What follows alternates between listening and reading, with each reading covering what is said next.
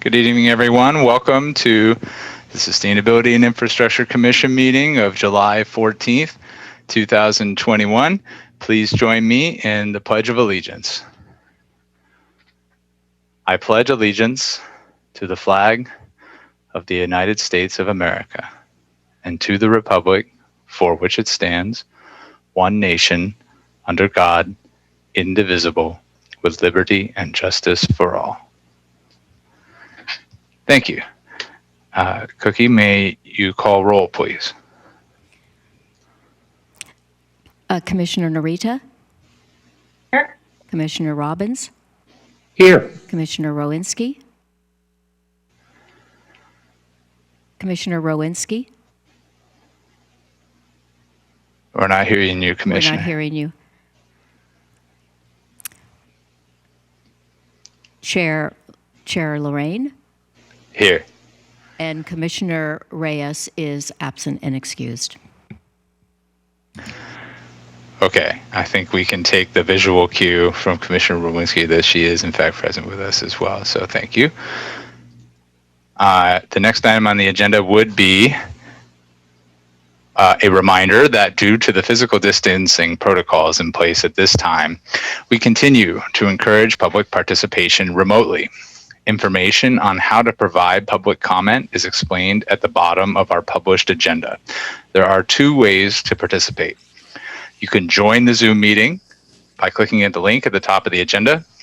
Use the raise your hand button to be called on at the appropriate time. Or you can phone in. Participation can be done that way by calling 408-638-0968. The conference ID number is 868-5472-1077. The password is 115913# or hashtag, and press *9 to raise your hand to be called on. When you are called on, please press *6 to unmute yourself, state your name, and then you can provide your comments. These options for public comment will remain available until I close the public comment period for the specific item. There's also general public comment for items not on the agenda, and public comment is available on items on the agenda during consideration of each item. Now that I've gotten through all that, the first item on the agenda tonight is the consent calendar to approve the regular meeting minutes from last month's meeting. I am willing to hear from commissioners as to any comments or questions or feedback on the minutes or a motion to approve. I move a motion to approve. Second that. Very good. Cookie, may we have a roll call vote, please? Commissioner Narita? Aye. Commissioner Rowinski? Aye. Commissioner Robbins? Aye. And Chair Lorraine. Yes. Motion passes 4-0. Thank you. Okay, the next item would be public comment on items not on the agenda tonight. So if you'd like to give public comment on an item not currently on our agenda tonight, this is the opportunity to do so. As I mentioned earlier, if you're in the Zoom meeting, please raise your hand and you'll be called on. The phone option is also available, so hopefully those who heard that have dialed in and are ready to unmute. And with that, you'll have up to 3 minutes for your public comments per person.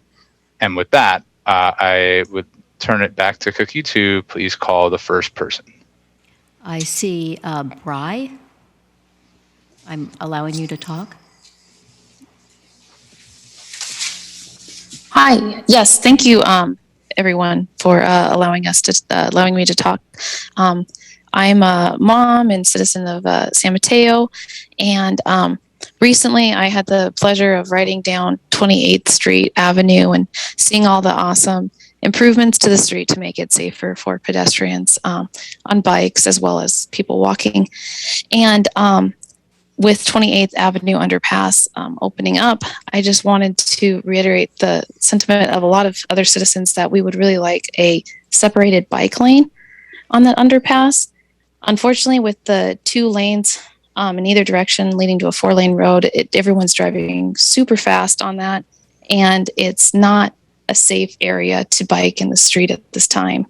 As well as I understand everyone believes that, or not everyone, but a lot of individuals believe that you can have all sorts of bike transportation on the sidewalks going in 2 directions. So you have the commuter bikes that want to travel faster, as well as parents with young kids on their little Strider bikes, scooters, and older individuals, or young individuals, maybe walking fast, maybe walking slow. But we're asking a lot of people to share a sidewalk going in 2 different directions. And it would be wonderful if we really made this a pedestrian thoroughfare, since we've already put all that investment into 28th Avenue with the bulb outs and onto Saratoga Road. If we just made that a pedestrian thoroughfare and chose to prioritize bikes and pedestrians over cars. That's the end of my comment. Thank you. Thank you. Thank you. I have Drew, the wishes to speak. Good evening, commissioners. This is Drew. So I just was watching the Burlingame / Caltrans 82 El Camino roadway renewal. And I would make a strong argument, I guess I'll try, that I think Burlingame, the city of Burlingame, should be coming to like the SIC commission or city council even to do a neighboring city update to this project. Like this, the city of San Mateo's had to do multiple outreach events for the Peninsula Avenue interchange to the citizens of Burlingame, to the residents. I think this is likewise. Burlingame and Caltrans should be doing this. And why I say this is I think there's a little bit of a misnomer on this project. It extends, at least if I understand the starting and end points, it extends about 2/3 of a mile into San Mateo, the city of San Mateo, to East Santa Ana Inez Avenue. And I did ask, like a year and a half pre-COVID, to the design people a little bit, why are they not going to about First, or at least like Crystal Springs or First Avenue, or somewhere where El Camino widens out? So they're gonna do part of El Camino, this narrow part. Just bear with me in quotes, and they're gonna leave an orphan part left. And I just do not understand why this is happening. The project did extend on the north side into Millbrae, to Millbrae Avenue, a major intersection, to be consistent. And I feel like the city of San Mateo, we're getting left out. Now, there was something in the weekly email recently about these public meetings, but considering this is a large project, they're doing a lot of, it is, yes, a big Burlingame project because of the trees, but I consider this, it's a significant section into El Camino, and there should be outreach into the people of El Camino. I think the SIC commission would be a great, one of the ones that they should come forward and explain it. And kind of talk through it, that there can be public input about what does the city want. One of the engineers, I don't think understands where the limits on the project, because he's like, yeah, it's only about two blocks into the city of San Mateo. I don't know how he's getting this. And so I just think as a city, some big project, relatively speaking, is happening, and we have essentially no visibility to it. And we should have visibility. The environmental doc is out there right now, the draft EIR, EIS, and we should be responding to it and stuff. So thank you. Could speak more, but thank you for the 3 minutes. Thank you. I see no other hands raised. Okay, thank you, Cookie. In that case, I will close public comment and move on to our next item, which is new business. Sorry. Sorry, this is me using my first I'm new card again on this meeting. But what happens some of the comments from the public are very interesting, and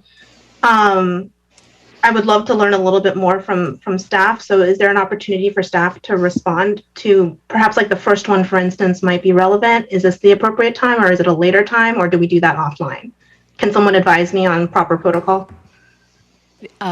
This is Cookie. I believe because it is not an agenda, neither one of those are agenda items, staff cannot respond. It's not completely. Indeed. But, well, I would say that these public comments are not for items on our agenda, so we should continue on with our agenda as planned. If Commissioner Narita, you want to perhaps bring up these questions with staff at the reports and announcements section, and we wish to discuss them more, we could do so perhaps at that time. Thank you so much. I will save that for reports and announcements. I appreciate the advice. Yep. Yeah, well, forgive me, actually, at that point, you can ask that the staff weigh in at some future point, but we can't do it at this public meeting or we're violating the Brown Act. We can't take action on things that aren't on the agenda. So we can ask to say, let's have that issue brought up. I've been slapped before. I appreciate that, Commissioner. That's exactly why I'm asking about the protocol and not about like asking staff to respond right now. Thank you. Indeed, very good. And with that, I gotta stay on. I would like to move on to the next item on the agenda, which is item 2, new business 2020 Rail Corridor Transportation Management Association Annual Report. I would like to welcome Sue Ellen Atkinson, Principal Transportation Planner with the City of San Mateo, along with John Ford, Executive Director of Commute.org, and I would like to let Sue Ellen take it away from there. Thank you. Thank you, Chair Lorraine. Hi, everyone. Sue Ellen Atkinson, Principal Transportation Planner with Public Works. I'm here tonight on the 2020 Rail Corridor Transportation Management Association Annual Report. I have with me tonight Paul Krupka, who is a transportation consultant for the TMA, and he'll be doing the presentation. So I'm going to go ahead and share my screen and get us rolling. All right, Paul, please feel free to go ahead. Thank you very much, Sue Ellen. I'm just getting myself situated with my notes in front of me too. So anyway, it is a pleasure to be here. My name is Paul Krupka. I am the consultant to the TMA, or the Rail Management Transportation Management Association. And I have a sole proprietorship. I'm an independent transportation consultant here in San Mateo. Let's get started. Thank you, Sue Ellen, for driving this thing. Appreciate it. I've organized a presentation as shown here. Want to get into some background of the TMA, as well as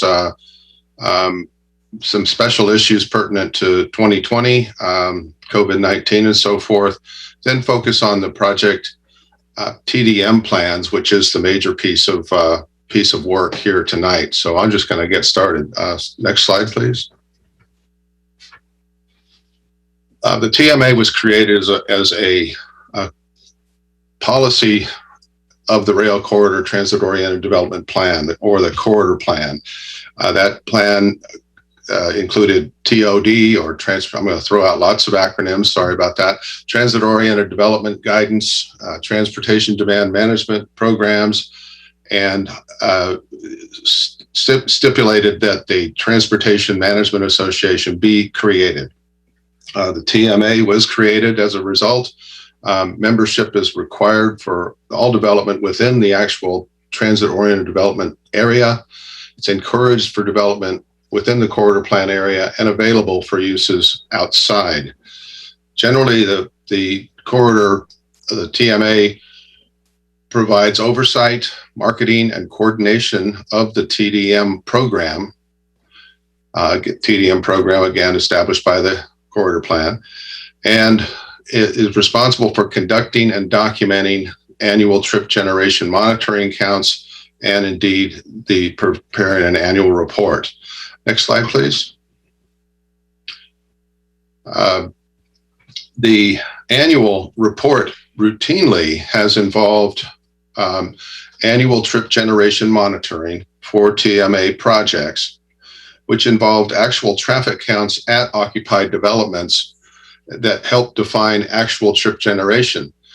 Those counts that are compared by the analyst and report author against the allowable trip counts that are established in the conditions of approval for the individual projects and for the plan area as a whole. For Bay Meadows Phase 2, in the 2019 year, the requirement for full monitoring was triggered because the actual traffic counts indicated that trip generation had exceeded the threshold for standard monitoring, such as is done for all the other projects. So in 2019, cordon counts were done to really establish vehicles entering and leaving the corridor, and actually use some sophisticated software and video imaging to allow us or me to evaluate when a vehicle entered the study area and left the study area. And then that allowed me to understand what the basic travel time component was. And I compared that against travel time surveys for routes entering and leaving the project. This was important to estimate through traffic in the area. As you may know, if you're thinking about a particular zone, the traffic in that zone is based on vehicles that enter or leave or travel through the zone. And this is what we use to analyze and estimate peak hour vehicle trip generation for Bay Meadows Phase 2. Next slide, please. For 2020, in recognition of COVID-19, the TMA submitted a request to the city for a one-year release from the trip generation monitoring condition and that's the counts I just talked about, and indeed offered a qualitative overview of current trip reduction strategies, and policies, practices. That request was approved by the Planning Commission in October 2020. Therefore, this report, the 2020 report, included no trip generation monitoring. That was substituted by a review of the actual project TDM or trip reduction plans, and a survey of members about TDM and trip reduction practices, the net result being a qualitative overview. Next slide, please. Project status is something that we looked at every year, and this is a quick summary. As you can see, the check mark indicates that a particular project is complete, and the notes underneath the completed question mark for Station Park Green, Mode, and Bay Meadows Phase 2 indicate that those particular developments are partially occupied. And indeed, Station Park Green is nearly complete. It's quite well developed. Mode is the housing development, and it is simply doing some modifications to add unit count. So that's why it's categorized as partially occupied. And then Bay Meadows Phase 2 is a multiple year, multiple use project that continues to reach completion. Next slide, please. Now we get into the aspect of the project, of the report involving project TDM plans. When projects were entitled by the city, they all were required per the corridor plan to establish project TDM or trip reduction plans.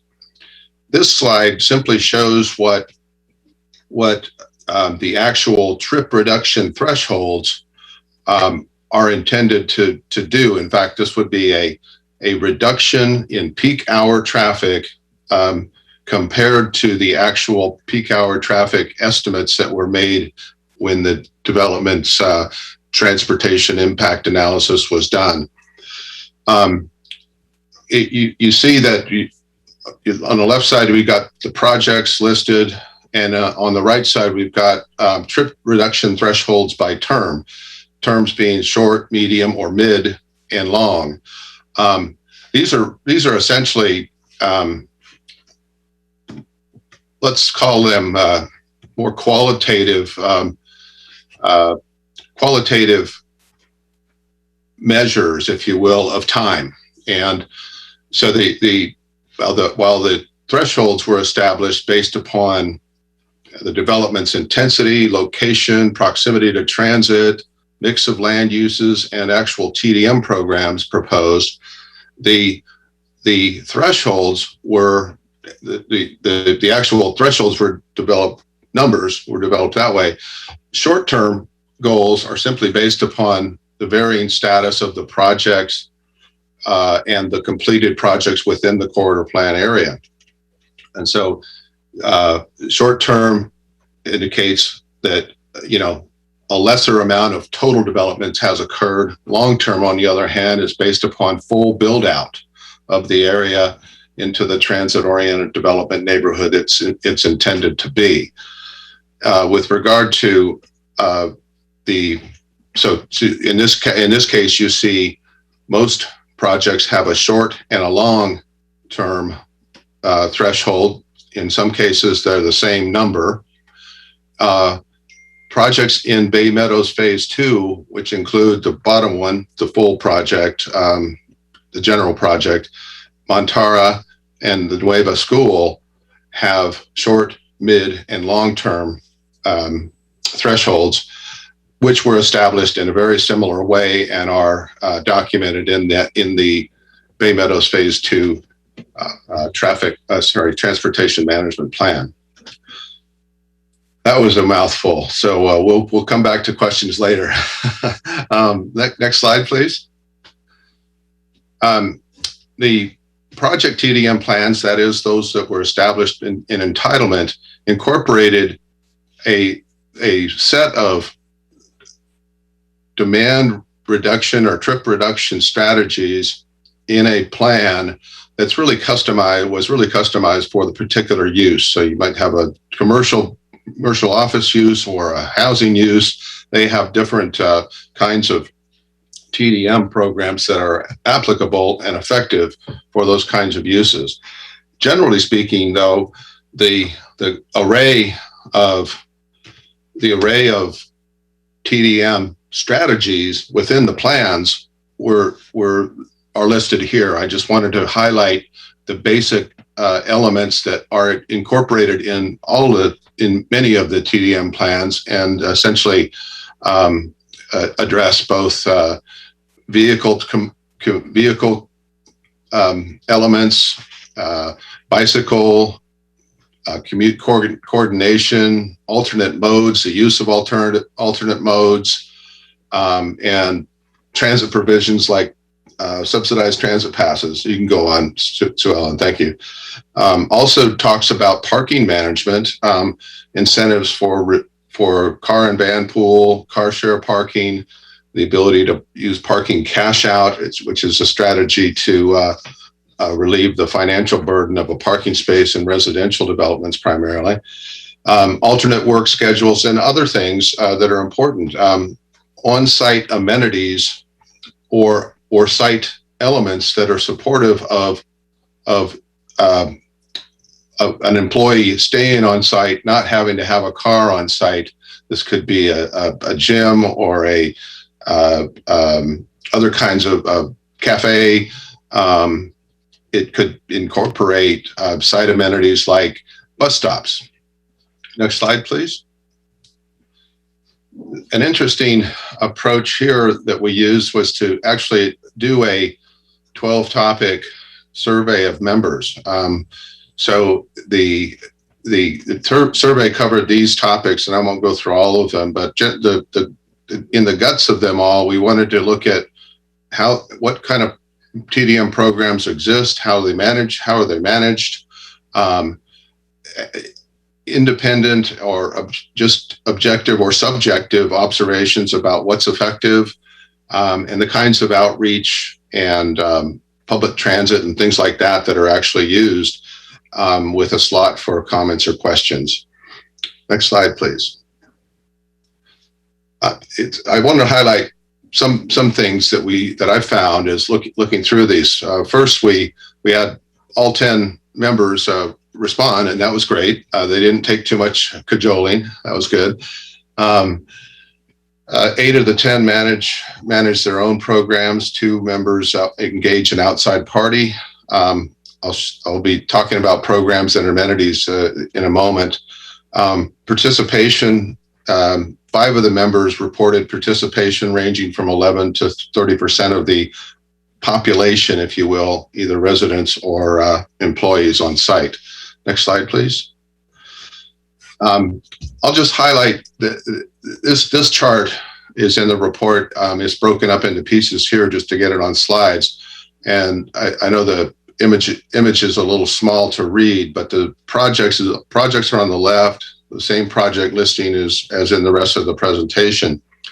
And this particular slide talks about bicycle strategies that exist, such as bike racks, secure parking, or repair facilities, and site amenities, such as pedestrian walkways, connectivity, transit supportive elements, or showers. And the X's simply indicate which projects reported the use of these strategies. So you get a good visual interpretation of, well, the bicycle strategies are pretty solid. A lot of interest there, a lot of use there. Site amenities also. Next slide, please. These 2 slides talk about the one on the left, transit, and the first one is transit passes, and you can see quite a few check marks under that. The next is the engagement of commute.org shuttles, and a couple of boxes there. Private shuttles, a couple of boxes. Midday shuttles, 1 box clicked or checked. Parking, electric vehicle charging, which is not really a TDM strategy, but it is a site amenity that is really aimed at reducing emissions. So it is it's a emissions oriented strategy.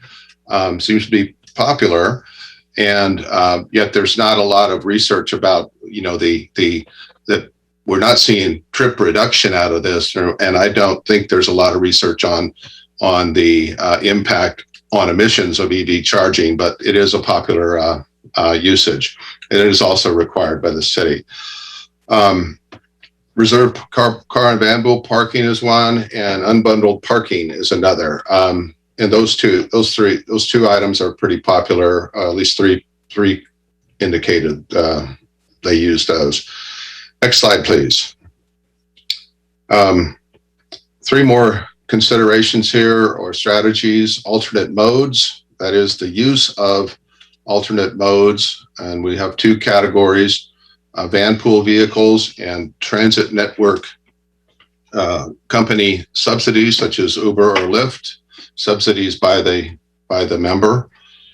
Alternate work schedules, the use of either flexible hours or telework or combinations of things like that. A few folks reported that, and then many of the members reported some level of commute coordination, information, packages of information, and annual surveys. There's also a guaranteed ride home component. Next slide, please. Some observations that I made, just highlighted here. I believe this may be the first time that the TMA has done this kind of TDM review and trip reduction review and a survey. Very interesting information that we've gotten out of it. My observation is that the TDM programs employed do align well with industry practices. I see a strong potential to increase member coordination. Generally speaking, we've got members who are responsible for their individual projects, and their individual projects are entitled separately, and so they're really looking out for themselves, but they're a part of this organization that's required, and they do cross communicate. But I think there's potential to continue to do that. The survey itself was well received and generally complete.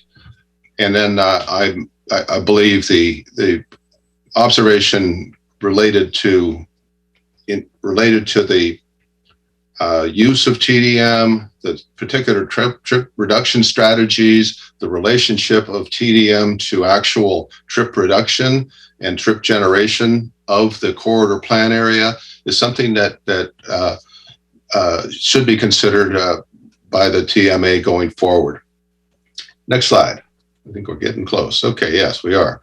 In summary, I just wanted to highlight that again, due to COVID-19, we did not do trip generation monitoring this year as approved by the Planning Commission. Incorporated this qualitative overview, which I've just reported, highlighted some completed projects, and talked about the actual TDM plans from entitlement, and the survey of members. So based on this, the TMA will consider doing similar research and consultation going forward. I know that's a lot, and I look forward to listening to your comments and questions and helping you get a good, complete picture.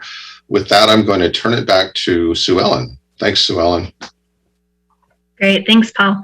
So that leaves us with the staff recommendation, which is for the Sustainability and Infrastructure Commission to receive an update on the 2020 Rail Corridor TMA annual report and make a motion to recommend City Council acceptance of the report.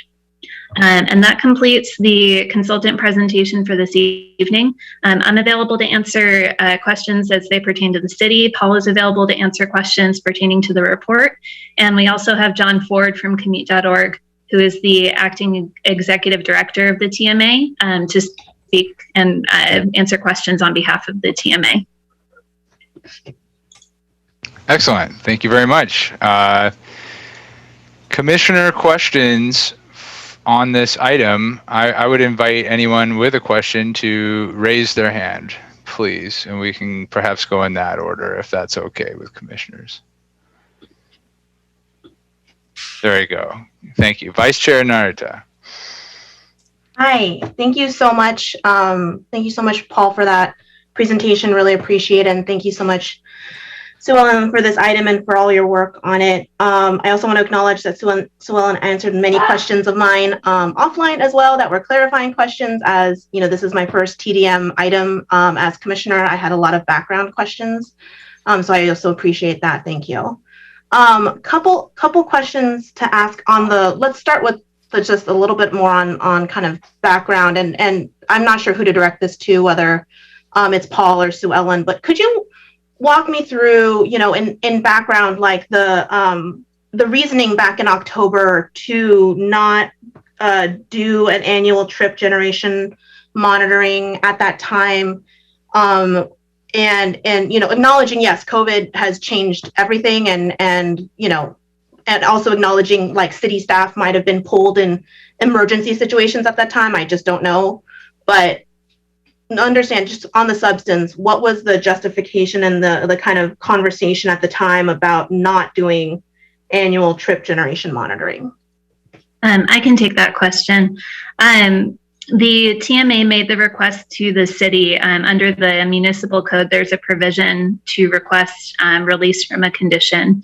And the TMA made the request given the ongoing pandemic and the fact that Bay Meadows residents were largely staying at home. Other residents within the rail corridor area also were largely at home, and the business offices within the rail corridor area were not having typical usage as much of the country was and world was experiencing. When the request was received, staff brought it to the Planning Commission and made the recommendation to grant the requested waiver for the reason that the city also was not conducting traffic counts or doing traffic studies during that time. Traffic volumes and what we were seeing on the roadways was vastly different during the pandemic as what it was pre-pandemic and what we expect to see post-pandemic. We weren't seeing a lot of people out. We had stay-at-home shelter-in-place orders that were in place, or being advised not to go outside of the home or go places that weren't necessary. And so the city too was not collecting data that would have been collected. We thought it would be interesting as, sort of a moment in time to see what the traffic was like at that point. But it was ultimately determined that if the city were collecting the data, it would be a nice data point, but it would ultimately be thrown out essentially as not valid information moving forward. So staff did make the determination to recommend granting the waiver, and Planning Commission approved that. Thanks so much. And maybe John, maybe this question is to you. Is that consistent? Is that kind of a determination consistent across the Bay Area that cities and other projects just were basically saying this is a wash of a year when it comes to the traffic data and people just weren't collecting? Yeah, the data that was being collected was for totally different purposes. But exactly. Yeah. To try to use it on a year-over-year basis, it just didn't make sense. Got it. Yeah. So the data could have been valuable to inform or and be elucidating in other contexts, but for the purposes of the specific issue on monitoring, and figuring out the trip reduction thresholds of that sort of thing, it was irrelevant. That's correct. And I don't think no one would want that data, even if it was, especially if it was averaged in over a long period, because it would just skew everything pretty dramatically. Understood. Great. Thanks. And then I was curious, and maybe John, this is for you. On the TMA, I was curious about the kind of development of the TMA to be, the developers, and wondering does the TMA also is it open to community-oriented nonprofits or other entities that intersect with developers and development, or is the TMA exclusively just only for businesses developers in that space? Or have there been conversations about what will be the evolution of the TMA over time? Sure. So the mandated participation are the entities that get the development agreements with the city. So those are the ones that are mandated and they are required to participate before they get their certificates of occupancy. But it's open to other organizations or entities. It is a dues-based membership system. So there are different classifications within the membership structure. So groups can join, groups can participate, but it is a nonprofit, standalone, private organization, governed by a board of directors with a, 501c4 designation. Thank you. And then, Paul, you mentioned that, there's a lot of potential opportunity for more peer-to-peer learning across the members of the TMA. What would be some of your recommendations in that front based upon your qualitative analysis this year? Thank you, Commissioner Narita. The thoughts that I have and documented in the observations area of the report are really things that relate to the core function of TDM, and that is to provide support and strategies so that employees or residents can choose to get out of their cars and use other modes or travel differently.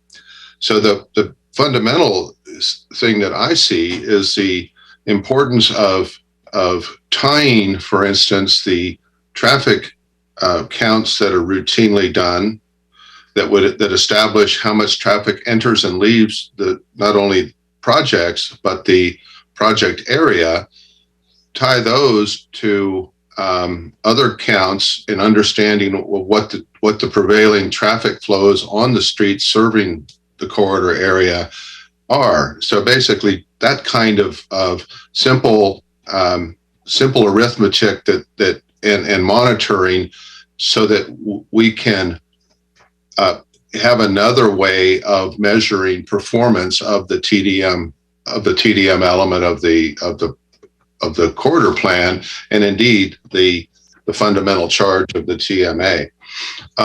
In terms of communication, the survey simply revealed that there were, first folks were happy to do the survey. It was done in a way that it was fairly easy to complete, and I think there is important information that project individual members are probably interested in understanding across the aisle, if you will, or across the street, if you will, at another development. And so the opportunity to simply mix and match strategies, understanding that the entitlement document, the TDM plan or trip reduction plan, says what must be done. It doesn't restrict the development, the actual project, to just employ those strategies alone. And so that's the crux of the observation. Does that give you what you're looking for? Thank you. Yeah, and one of the things I observed in the survey response, I think it probably was like a multiple choice option in the survey responses, was like not applicable. And I was just curious, like I was wondering if the not applicable meant it was not applicable because it was not part of the agreement in the development, or if it was not applicable because like of some sort of physical thing, like, they just they surely won't be able to have XYZ amenity. And so what I'm hearing from you is it might have been, was it in fact, it just wasn't in the actual legal agreement to have that kind of an amenity? Well, the interesting thing here is that, I mean, the observation based upon a lot of time spent reviewing the survey responses and looking across different project types is that I think we see part reporting what is in place because that's what the legal document said should be in place, but also reporting observations and not being, we didn't want to restrict them to just say what's in your TDM plan and what's in place. We wanted to give them an opportunity to share their observations and opinions and thoughts. And so that's what you're seeing there. And so the other thing that's important here is that we have, I think, three or four housing developments and a school, right? And then we have some very traditional kinds of office uses and so forth. Now, office uses typically an employee is amenable and has different needs for the opportunities to reduce traffic than a resident living in a housing development or a apartment building or whatever it might be. So you'll see not applicable because either we don't have it or it's not something that is applicable to or germane to a residence, for instance, that kind of thing. So does that help square you with that? Yes, thank you. Thank you for explaining that response kind of encompasses two types of not applicability is what I'm hearing. So thank you. My last question is, Paul, I'm curious, based upon your experience doing this kind of qualitative report this year, do you see value in doing this kind of qualitative report next year in conjunction with the more quantitative trip count information, the trip generation monitoring that would hopefully come back online as things, become more a new normal? Let me jump in on that one, Oh, Paul. okay, sorry. John. Yeah, no. Hey, John, why don't you take that one? Yeah, no, thank you. There's always value in getting data, right? And this is something that I think the members of the TMA will take into consideration and decide whether that's something that they want to engage in going forward. It's not something that's mandated or required, but it's definitely something that I think that they can get value out of it. I think they were very interested readers of each other's reports, and it does help create that communication. But I think it'll be something that they'll definitely take under consideration. Thank you. That concludes my questions. Thank you for those questions. And I believe I saw a hand raised by Commissioner Rowinski. Great, thank you. Mr. Krupa, could you go back to your slide that shows it was entitled TDM Plans Threshold by Term? So Ellen's helping me with that. We're trying to do that. Sure, great. Give me a moment. Yeah. Sorry. It's not showing up for me on the PowerPoint option. Here we go. Got it. Apologies for that. Commissioner Rowinski, could you just repeat which slide you're looking for? Sure. It's entitled TDM Plans Thresholds for Term, and it was a matrix. Yeah, there it is. Okay. I just have some questions, and this is just to understand what is being conveyed here. Define what is short, medium, and long, and explain also too, for example, Concord, which is this 3,500 square foot office complex, has got short 25% and long 25%, and Mode, which has 111 units, materially smaller and not as intense, has 25% short and 40% long. So explain the short, medium, and long term within the context of possibly those two. And I chose those two developments because they're very, very different. Well, I'm going to start, and Sue Ellen may want to help on this one from the city entitlement perspective. But so indeed, the first question you asked, or what are the short, medium, long terms, if you will, and I think that I want to just take a moment and give a little more information. The term itself, short and long term or midterm, really relates to the relative amount of development that has occurred in the particular project compared to the overall area or corridor plan area development, or amount of development that's occurred in the development compared to its build out or full development size. So that's short and long. Some projects come on as a whole, like Peninsula Station was completed, it was done, and so the idea there is that it would, in the short term, as people were getting used to the reality of trips and trip reduction, a lesser value was established, whereas in the longer term, it was felt by the analysts that wrote the trip reduction plan and that was approved by the city, felt that a higher development or a higher threshold was appropriate. So that's the basic idea of terms. There is a midterm established in the Bay Meadows projects, and that's what's established here. Now, the individual, you cited two different projects, 400, 450 Concord and the Mode project, Mode being a residential project, and 400, 450 Concord is a office development, commercial office development. Now there, I can only surmise about. I can only look at what's in the actual reports. I don't know what the genesis of the actual numbers were. And I can comment on do they make sense to me as a professional doing this kind of work? They do.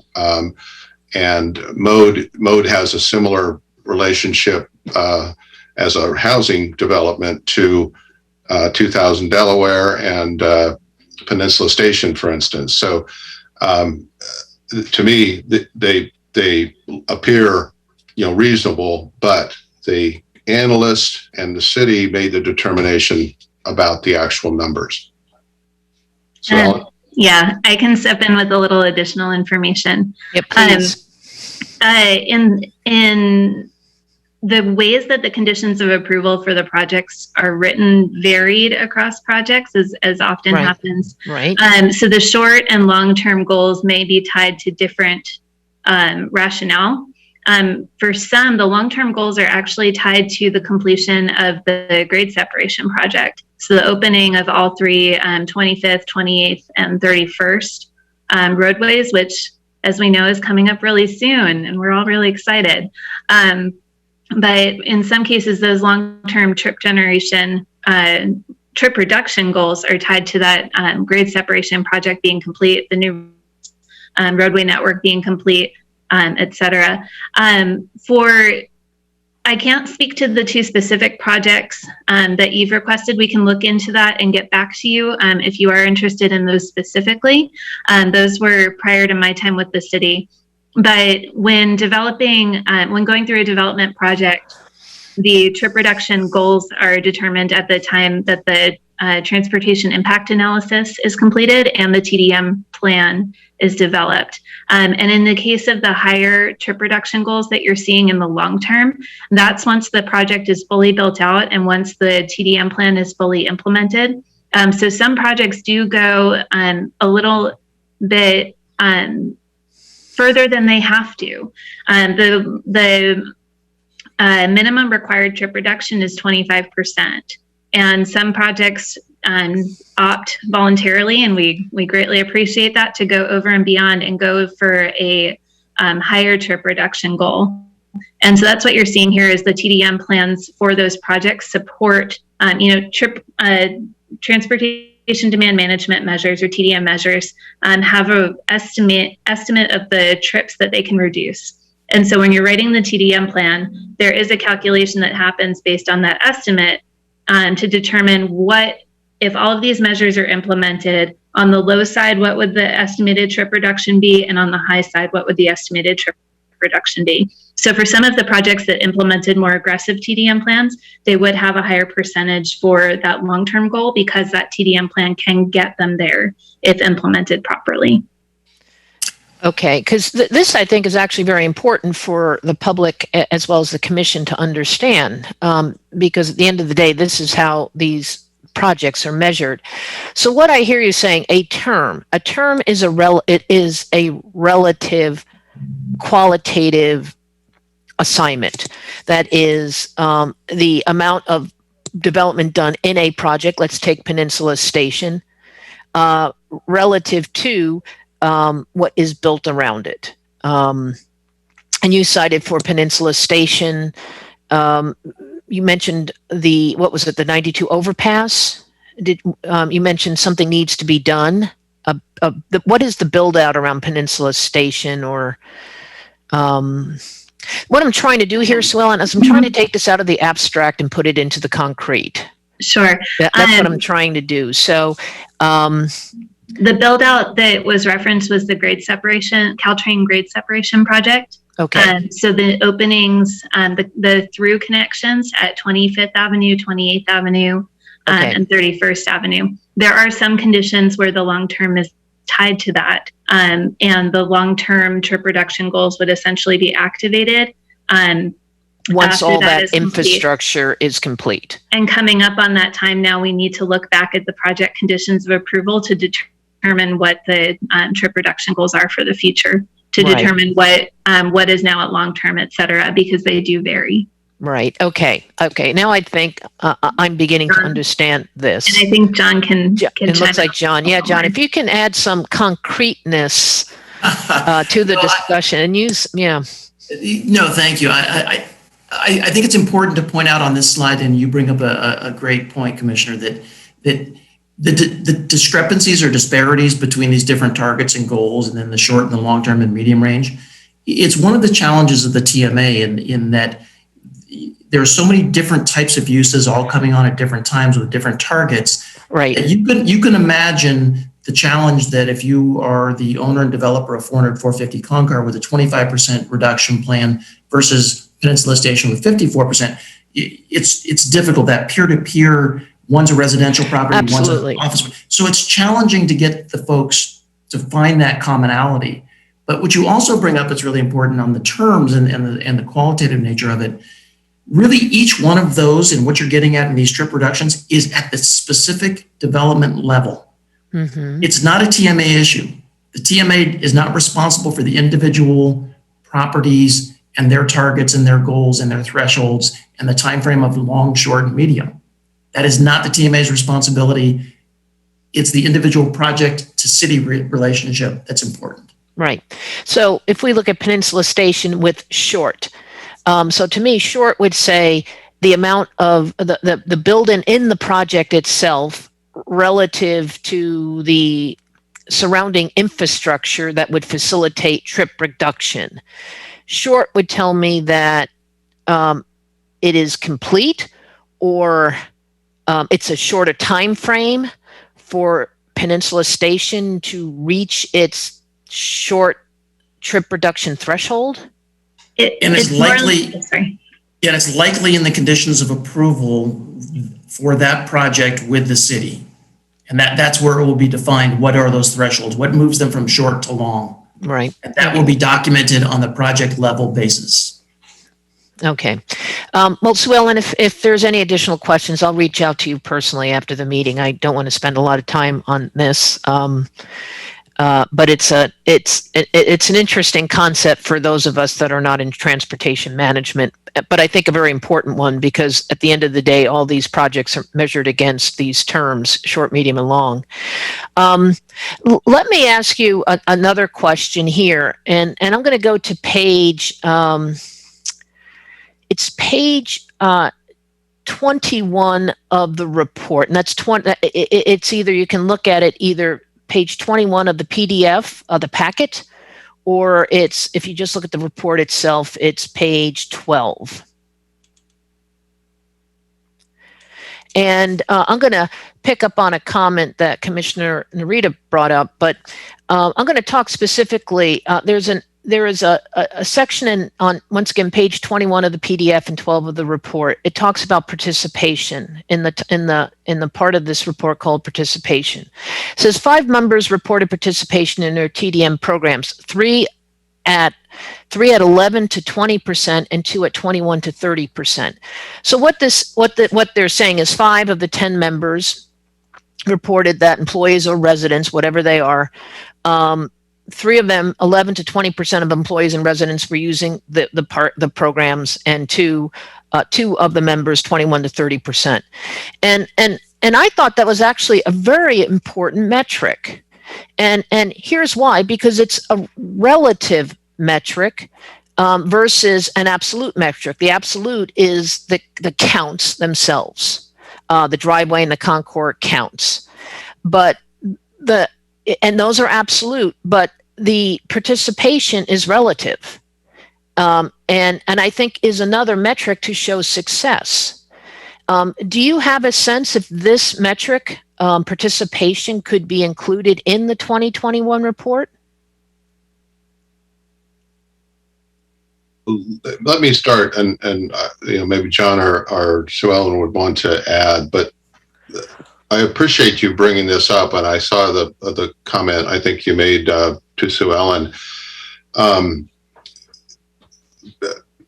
Number one, what we're seeing here is simply the respondents, the actual person who responded with whatever input he or she had to the survey, and the question was, approximately how many of your population participate in TDM.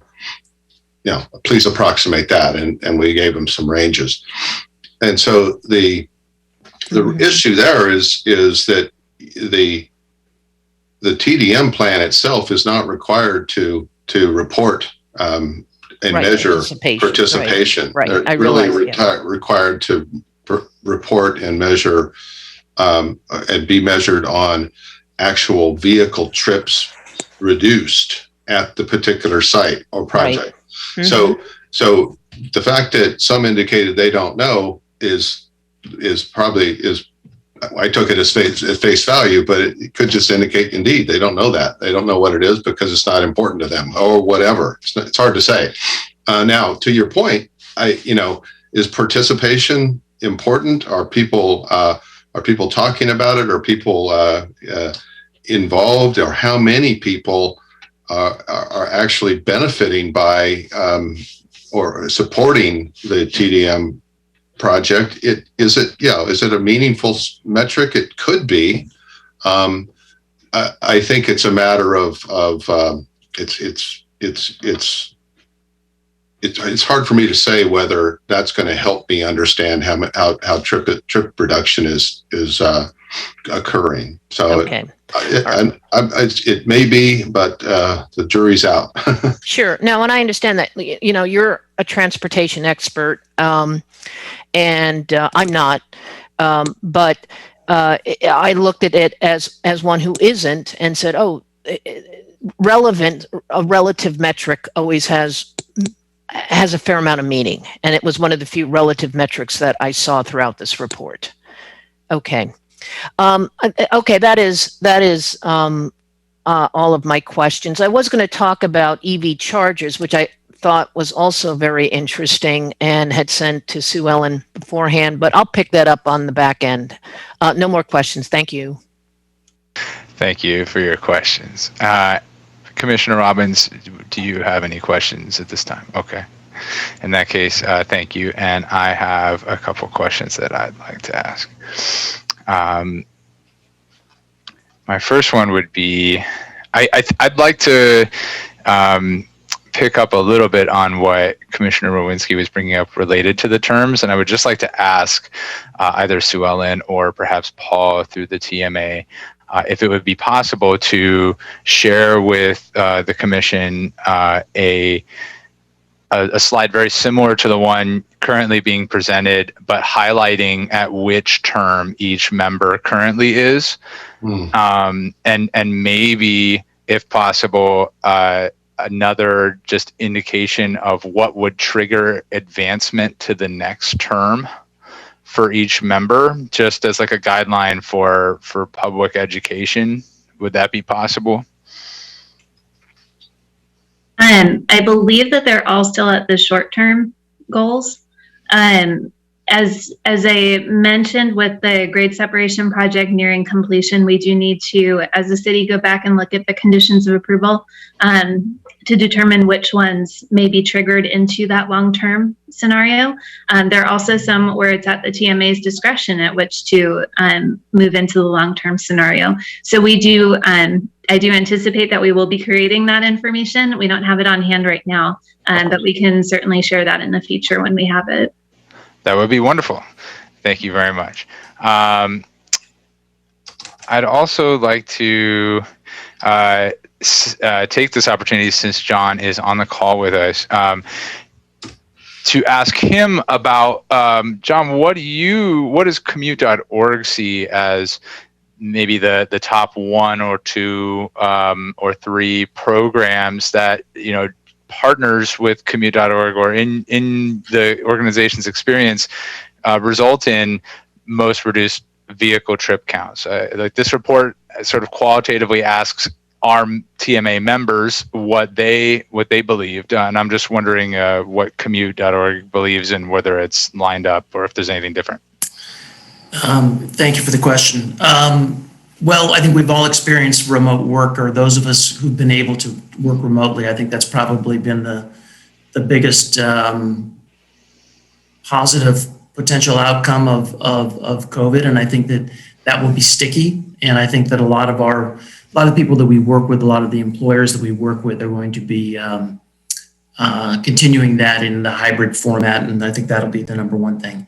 Transit pass subsidies is the second most effective when you are close to a transit station, as most of these are. I mean, the rail corridor kind of gives away the plot. I mean, if you really want to make sure that transit passes and in particular the transit passes that people need to use and want to use. I mean, it's not enough simply to just give somebody a bus pass if that's not going to be relevant to them, or a train pass if that's not going to work for them. So I would say remote work and obviously the transit pass subsidies, and then the last is as we know, any kind of parking reductions that you can generate is always going to be beneficial. So charging people for parking would be I would recommend or say the third most effective mechanism for getting people to consider alternatives. And so those would be the three that I would say. Getting people to charge for parking is the hardest thing to do on the peninsula, but it's not out of the question. And I think actually at least one of the projects in the corridor is actually doing that already. They unbundled their parking from their leases and they're charging tenants for the parking spaces. That will drive people to alternatives for sure. Excellent. Thank you very much. And then I actually, John, I did also just want to ask either you or Paul or anyone interested in answering, who is currently managing the administration of the TMA? Did it go back to commute.org for another term or to someone else? So I guess that's to me. So commute.org is still serving as the acting management or administrator of the TMA. I inherited it from my predecessor back in 2012 when I started, and there was a time where we were trying to find someone else to come in and take the place.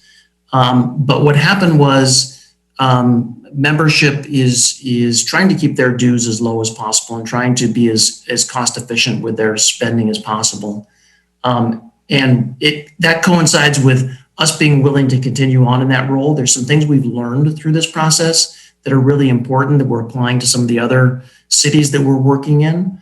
And so while I thought I would be dancing a jig the day I would give up the TMA administration, I've actually kind of embraced it anew. And I think that with Paul's assistance and Sue Ellen working together kind of as a team, we are there to provide guidance and as much influence as we can. And professional support, because again, the members of the TMA are not TDM professionals. They're not transportation professionals. They're developers. They're they're managers of apartment complexes. So we are there to try to encourage, but at the end of the day, it really ends up being the members' decisions about what they want to do. We can encourage them, but it's really their choice to do it. So commute.org's in for the long haul. We signed up for at least another year, and we'll see where we go. Excellent. Thank you very much. I believe those are my questions for now. And if commissioners don't have any further questions, I would like to open up public comment. And seeing no hands, I would ask people to please, if you're in the Zoom meeting, raise your hand, or if you're on the phone, *9. And Cookie, would you, let's see, do we have any public comment? I do not see any hands raised. Okay, last call. Very good. I will then close public comment on this item and invite commissioner comments. And please feel free to raise your hand if you'd like to make the first comment.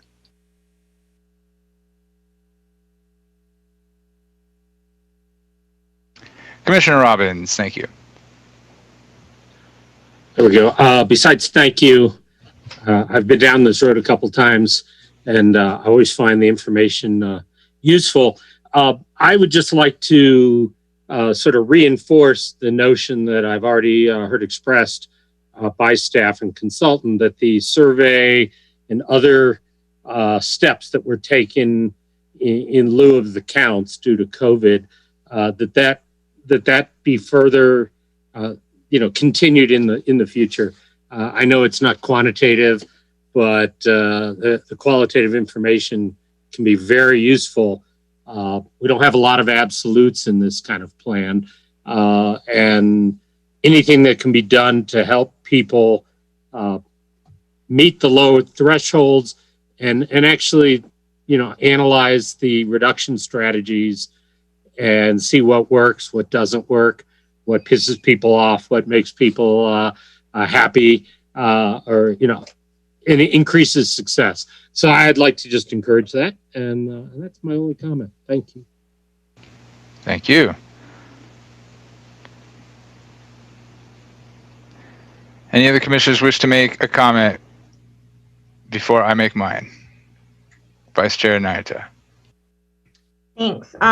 So thank you so much again to Paul and to John for being available today to present and answer questions. And thank you so much, Sue Ellen, for another wonderful presentation and preparation for this commission meeting. I really appreciate it. A couple things I wanted to just share commentary wise, just for my fellow commissioners consideration. Also, it is. I found the process part. This lives completely outside TMA and completely outside of Paul's work. But I found it a little weird that the process wise that the Planning Commission made the decision, and then we received the report, but they made the decision on what goes into the report. And so I asked Sue Ellen about that, just understanding that. And it turns out that that's, like she said, is in the municipal code. But in the future, we can consider as S&I Commission members to potentially ask for, an informational item to cross-share between Planning Commission and S&I Commission, because Planning Commission is the enumerated commission in the municipal code when it comes to these kinds of, adjustments to reports that S&I Commission receives, reviews, and then makes a recommendation to council on. So I just wanted to flag that informationally, that we can make those kinds of requests of staff and staff can see if they can accommodate that kind of thing. But legally, given the law, the Planning Commission hears the requests, which I thought was very fascinating and a little bizarre. But in terms of, for the purposes of this report specifically, I really appreciated the qualitative information. I was really struck by that opportunity for peer-to-peer.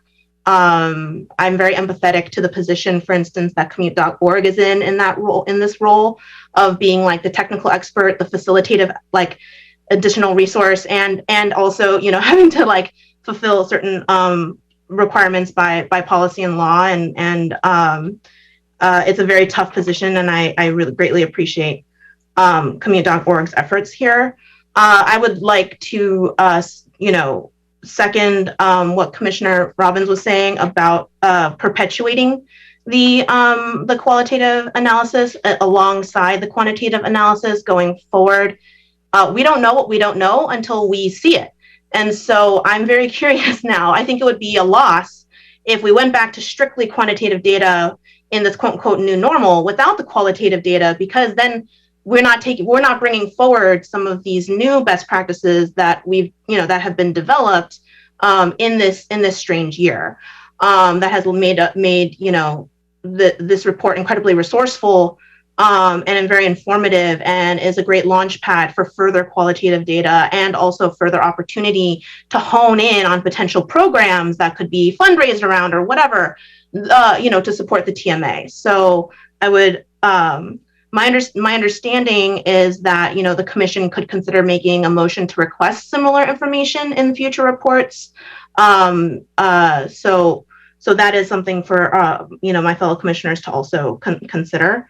And yeah, again, just appreciation. So that's the end of my comments. Thank you. Commissioner Murwski. Sure. Thank you for a report, and I will recommend that this go. You have my support in terms of recommending it go forward to City Council. But I do want to talk about a couple of items for the future, and I do look forward to the 2021 report. both the quantitative, and Mr. Krupa, I do fully understand. I think we all do, that the importance of the quantitative, because at the end of the day, that's what this the TMA is or this TDM is measured on. But I do want to echo. I thought the quality, and by the way, I've looked at 3 quantitative TDM reports, so I'm familiar, and the information is interesting and very useful. But I would, like I said, echo what my fellow commissioners have said, and look at qualitative metrics, and particularly what qualitative metrics could help to assist in the interpretation or the planning or the implementation of those quantitative metrics. I don't know what they are, and it may not be the participation ratio that I discussed earlier, but give that some thought. In terms of, there's got to be a few qualitatives that could help with the quantitative reports. I also want to echo Commissioner Narita's suggestion that if, to come back to us, the SNI, once again, we could provide some informational input if there is any deviation to the TDM. I think we would be glad to do so. And then, so for me, it's those 2 comments. Thank you. Thank you. Okay.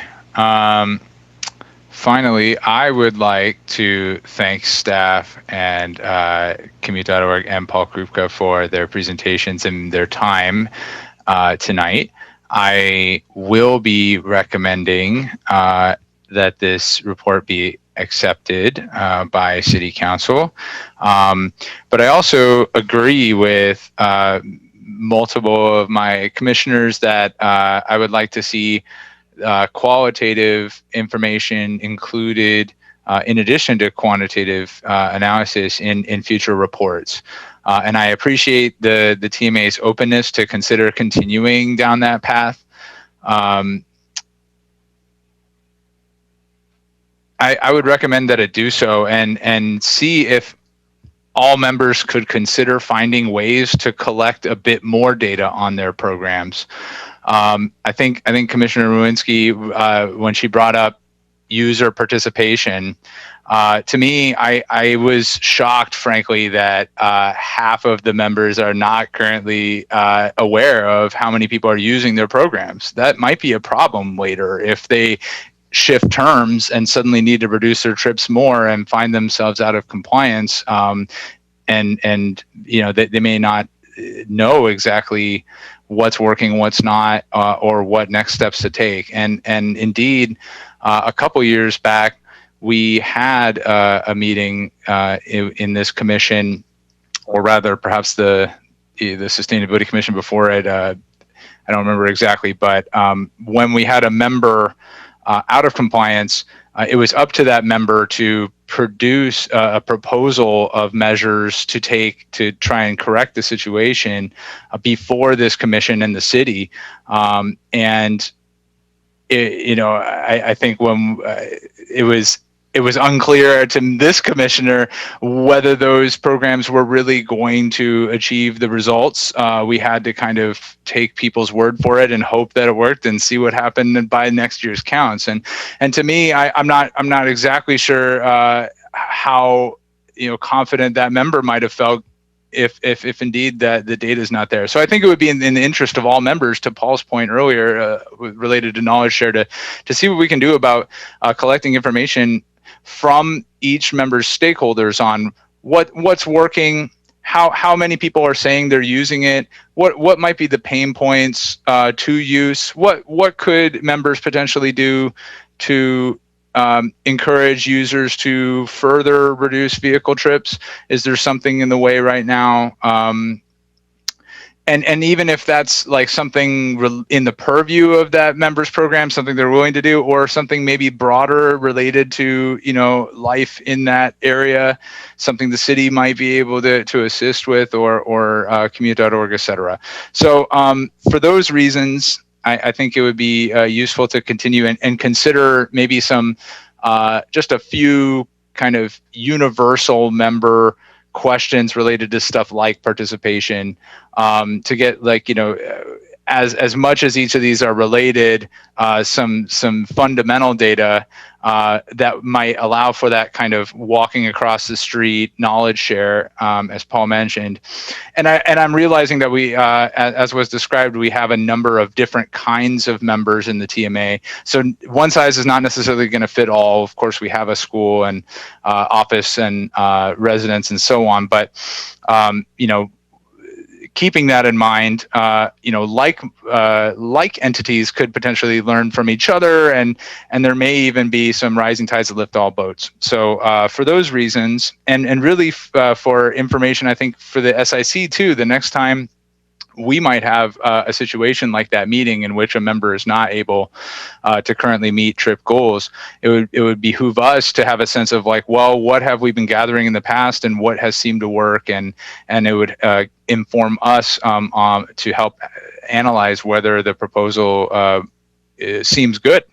So that would be my recommendation. I would agree with also Commissioner Rowinski and Vice Chair Narita that I would indeed appreciate this commission being looped into decisions related to whether the TMA pursues trip counts, if it comes to that again. And I imagine like it might this year, depending on how things go. No one knows how it's going to go. So I would just like to indicate my interest in that. I understand if it's informational and not necessarily stepping on anybody's toes or trying to jump in on the decision-making process officially, but if we could be a part of a meeting in which that information is brought forth, I would appreciate that, and would perhaps may seek guidance from Sue Ellen or a member of staff related to our recommendation tonight. If we need to say something to that effect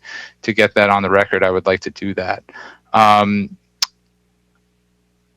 I believe that will conclude my comments. I'm just going to double check, and I believe indeed my comments have concluded. So, actually, I do. No, that's fine. No, that's good. That's very good. Thank you very much to everybody for their, and maybe I'll check in with Sue Ellen or staff on that last point. Through the chair, we do need a vote on recommending acceptance to council. Yep, we can do that. Commissioner Rowinski, did you have something else to add? I was just going to echo what Cookie just said. I believe we need to take a motion to make the recommendation. Yeah, I did want to ask, I was trying to get a sense of to what was discussed about potentially being looped into the future decisions relating to the counts to Planning Commission as a recommendation, sort of as part of this, and perhaps even I think Vice Chair Narita mentioned including a bit of language encouraging and perhaps requesting this TMA to include qual in its future reports. Do you have a suggestion, Sue Ellen or Cookie, as to how we could proceed in that manner? I think that we can capture both in the minutes, but I would defer to Cookie or Azalea if we need a formal motion.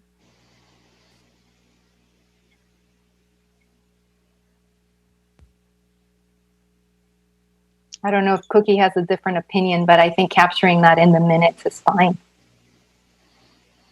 Oh. We can't. Cookie? Yes, I agree. If you can summarize what it is, and then you would make a motion, and then we'd have a vote. Okay, so I think in broad strokes, high level, what I'm proposing is, in addition to the motion to recommend the council approve this report, I believe on behalf of the commission, I would propose that we request the TMA to please continue to include qual analysis in its next report and reports going forward, in the interest of knowledge shared between members and public knowledge and benefit, and the commission's public knowledge and benefit. And I would also like to request that should the TMA seek to request the Planning Commission for foregoing trip count again, that the SIC be looped in as part of an informational session related to reviewing documents related to that request and approval. And I see a hand raised by Commissioner Robbins. Yeah, that's all fine. I would suggest that we make those 3 separate motions because we have a responsibility to act on this report vis-a-vis the City Council. The other 2 items are distinct. I know they're related, but whether the council looks at the report, looks at those actions, and acts differently, they should just be separated. If that's I'm comfortable with that, and we'll be fine with that suggestion. Thank you, Vice Chair Narita. Thanks. And for this, so I believe we're thinking about one motion to recommend to City Council to accept the 2020 annual report. A second motion, please correct me if I'm wrong, staff, but I believe it would be to recommend to the City Council that they request similar qualitative information in future reports. Is staff, is that accurate, that we're making the recommendation to council to do that? Yes, we can include that in the staff report to council. Council's action is approval of the report on the consent calendar, but we can include that in the recommendation and in the report. Great. And then the third one, does that need a motion, or is that just a simple request to staff and then staff keeps that in mind? Just a point of protocol. My understanding is we could capture that in the minutes for moving forward.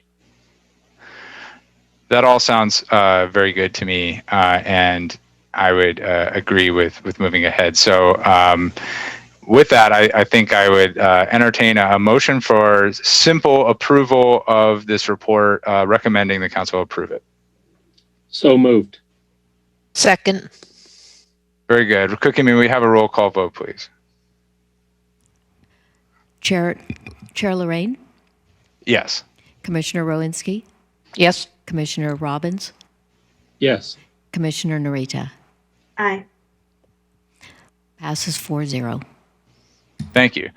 And furthermore, I would entertain a motion, and please bear with me for just a moment while I gather my brain. But I think what we were asking is that we recommend the City Council request that the TMA continue to include qualitative analysis along with its future trip counts in future rail corridor reports.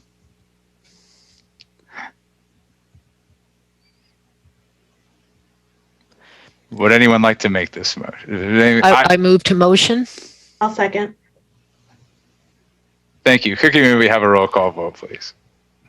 Chair Lorraine, Yes. Commissioner Rowinski, Aye. Commissioner Robbins, Yes. Commissioner Narita. Aye. Excellent. Passes 4-0. Thank you, Cookie, and thank you, Commission and staff and all who have presented. I believe that concludes this item. Thank you very much, and I would like to move on to the next item.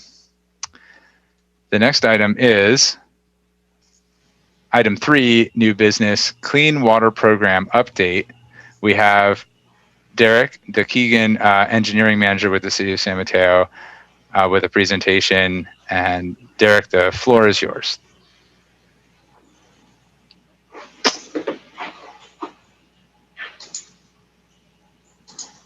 Just setting up my screens here. Can you see that now? Yes, thank you. All right. Good evening, Chair Lorraine and SNI commissioners. My name is Derek Keegan. I'm an engineering manager for Public Works. I will be presenting along with our Public Works Director, Azalea Mitch, a Clean Water Program progress update.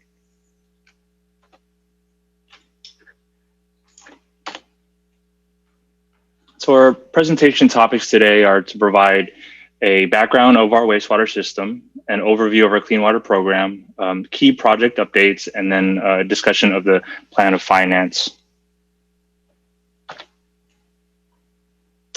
So just a brief overview of our service area, and the graphic to the right there, it really graphically captures that we essentially provide service to the residents of San Mateo, Foster City, the southern portion of the town of Hillsborough, portions of CSCSD, which is a district of the San Mateo County, and of course there are some other portions of San Mateo County that we also serve.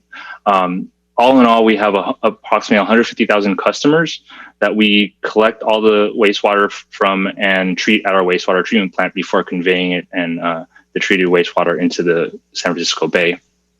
During normal dry weather, such as a day like today, we treat on average 10 million gallons per day. During peak wet weather events, during rainy season, we could treat up to 98 million gallons per day. And our system has its challenges, of course. It has aging infrastructure. It has high inflow and infiltration.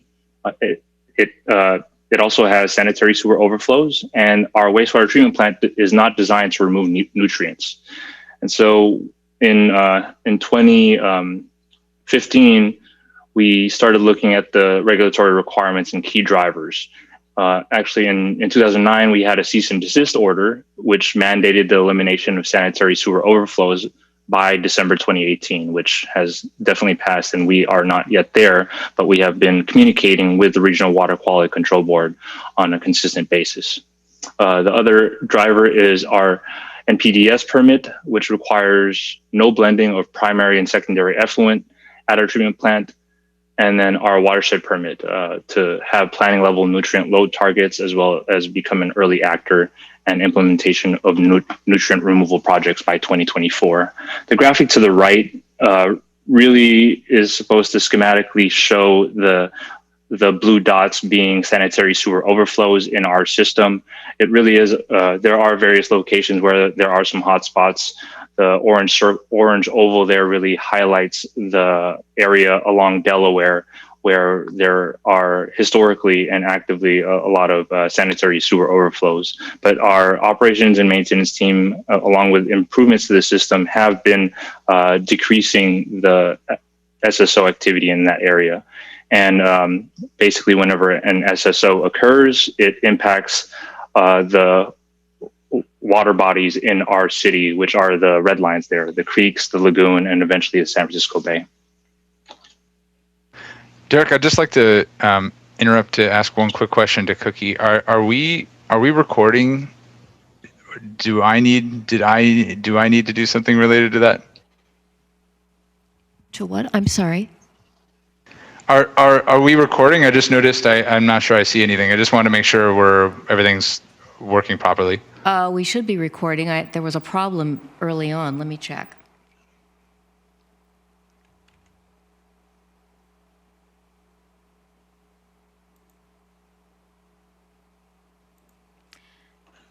No, it looks like it stopped again.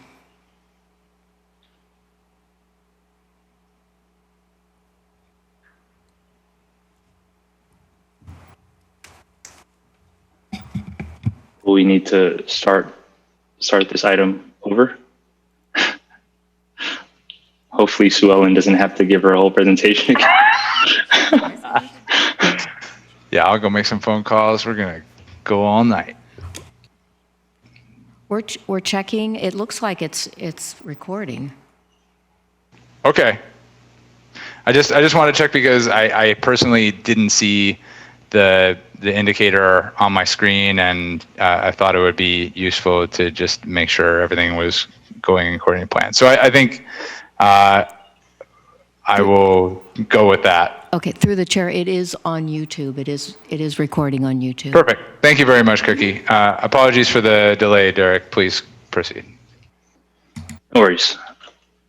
All right, where was I?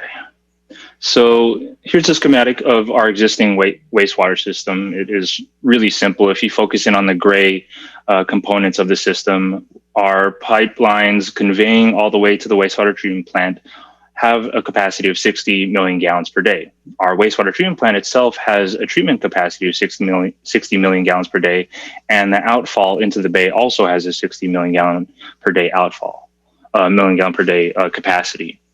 However, when you focus in on the red arrows and the red text, and also on the bullets down below, whenever peak wet weather conditions occur, infiltration and inflow also occurs, and that is essentially the rainwater saturating the ground and essentially making its way through the cracks and failures of our system and inundating the overall volume of flow into the system. And as I previously mentioned, 98 million gallons per day is what we've seen in terms of the design storm being our peak flow. And simple arithmetic shows that 98 million gallons per day cannot be treated within a capacity of 60 million gallons per day. And that, in essence, causes the sanitary sewer overflows from occurring. Now, in 2016, the staff presented to what was then the Public Works Commission, along with the City Council, several different approaches to address the problem.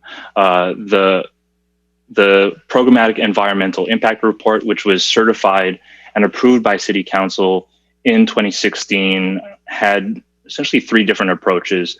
And the one that the City Council chose to proceed with was the in-system storage approach, which is shown here, in which case 98 million gallons per day is able to be conveyed within the system, mainly because within the collection system, there's 20 million gallons controlled and managed within the collection system to throttle the flow towards the wastewater treatment plant. And even at the wastewater treatment plant, there is storage of 18 million gallons per day as well. So all in all, the system within the collection system and the treatment plant have the flow management capabilities to address the peak wet weather flows of 98 MGD. And it improved, and this approach improved system-wide flow management, and it managed 98 MGD. On the other hand, there were other options that the City Council and staff really evaluated. One was a full conveyance approach, which instead of in-system storage, it conveyed all 98 million gallons to the wastewater treatment plant, which required a much more substantial wastewater treatment plant facility and a larger footprint that we didn't even have. And then lastly, the other approach was, which wasn't even feasible, but we evaluated anyway, was really looking at addressing I&I from the core. And we looked at replacing all the sewer collection system pipes. However, that approach was, I believe, $300 million more, and it didn't even address the treatment issues at the treatment plant. And so that would have cost much more than what the in-system storage program approach is costing the city now. So in 2016, the City Council, along with the Public Works Commission's recommendation, they approved the Clean Water Program Programmatic Environmental Impact Report. They approved the in-system storage approach, and they also approved the reduction of the overall program duration from 20 years to 10 years.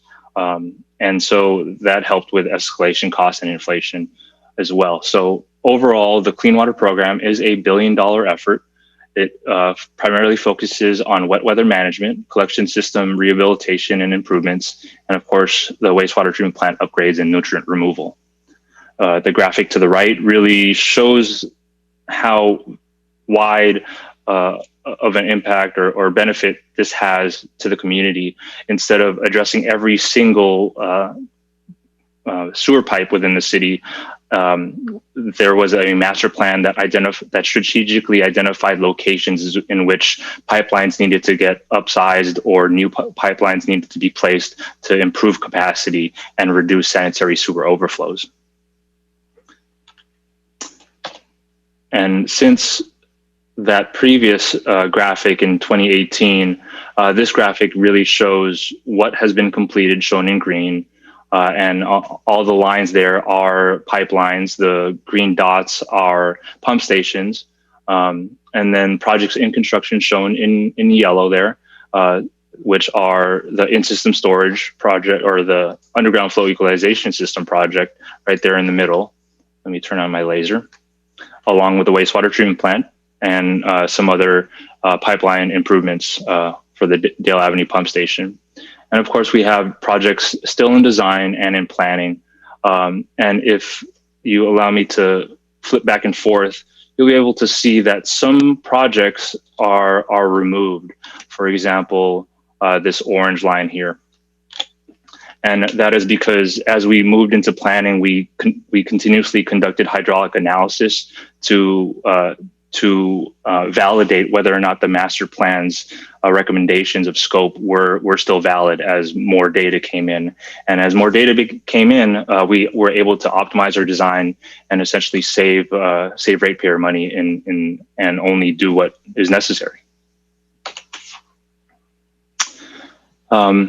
Now, this is one of the key project updates. The underground flow equalization system project is the largest collection system project.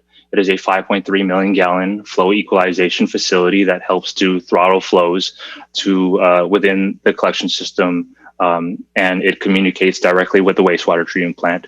It started construction in June 2020, and we are currently excavating and doing the pipeline construction, and soon we'll be starting concrete, mechanical, and electrical components and improvements on the event center site. And we are anticipated to complete this project in 2023.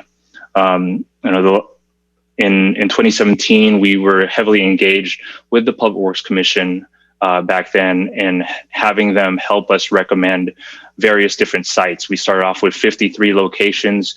We presented 5 locations to the Public Works Commission. They helped us trim it down and shortlist it to 2, in which case we presented it to them and then eventually to the City Council for them to select the event center site here.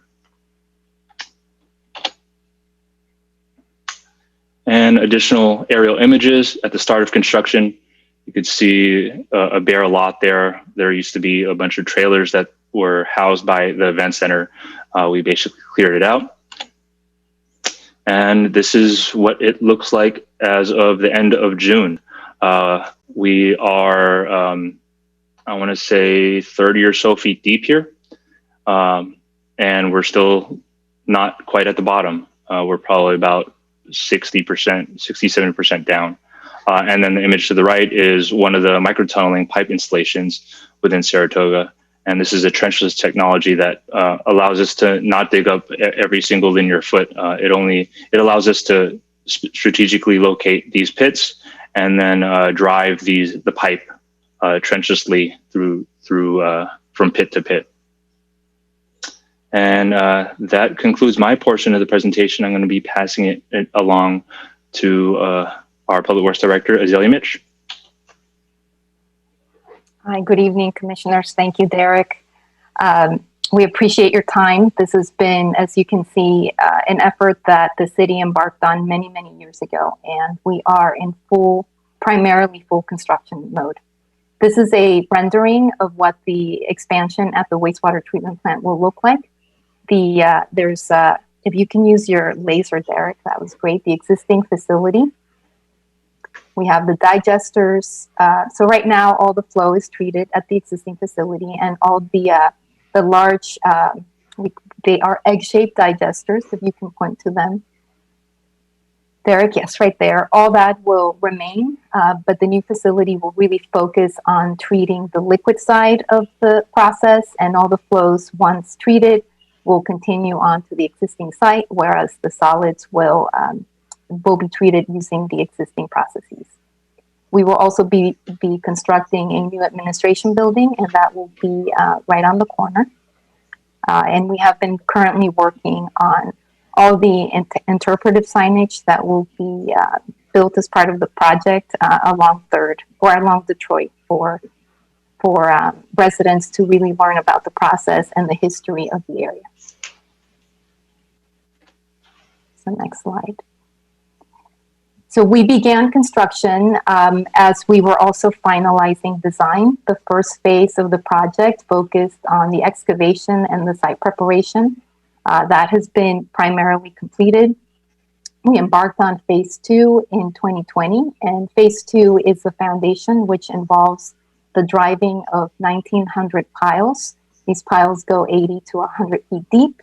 We knock on wood, that process went rather well, although loud, but we have now over 1,600 piles in the ground, and we just started driving the remainder. So that process will take about 2.5 months and will be louder. We anticipate completing the second phase in early 2022. And as well, we embarked on the third phase. That's the biggest, largest component of the construction effort, which involves all the structures and starting and commissioning of the facility. That was awarded in 2020, and we anticipate to complete the effort in 2024. I know that there's a lot on this graph, but I included it just to give you the information if you're interested later on the processes. So as the water will enter the facility, it will be screened. It will go through a primary process and then a secondary process, which will include membrane filtration. This facility will be the third largest in the state. So membranes are not that common, but because we had site constraints, it's rather innovative technology that we were able to implement.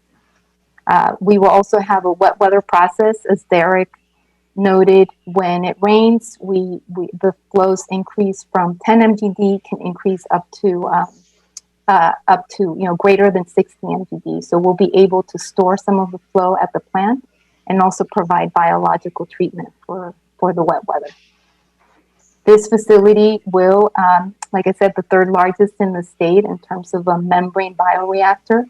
We will be also removing nitrogen, which is a limiting nutrient for San Francisco Bay. And we will be an early actor, meaning that we will be removing more than 50% of the nutrient content that we do receive at the plant. This will really help with San Francisco Bay in terms of resiliency. Algae like nitrogen, so by removing the nitrogen, we will be reducing the nutrient load to the bay. Next slide.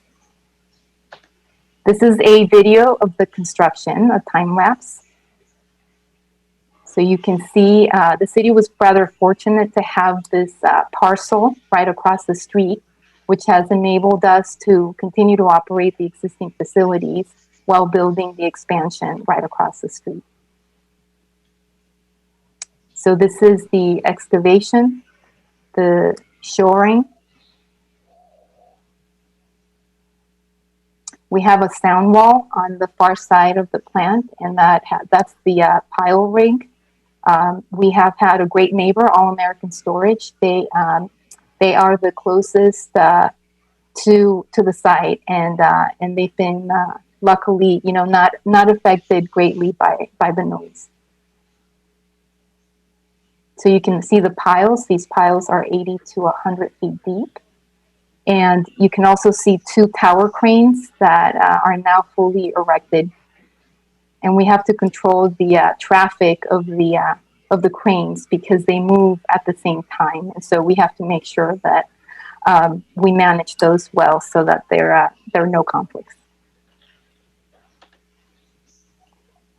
We also have, just to let you know, on our website, we have 2 cameras. So if you are interested in the construction, you can go to our program website and you can see all the live stream. This is a diagram of all the piles. As I mentioned, 1,900 piles that are planned to be driven. We've already driven 1,600. And these are we had a community meeting last year, letting residents know that it would get loud, and you can see on the right the noise diagram. The levels, the loudest levels will be closest to the property line, and those are the piles that we're driving in now. So if you can show the next slide, Derek, you can see what we have driven, and we have about 300 piles left.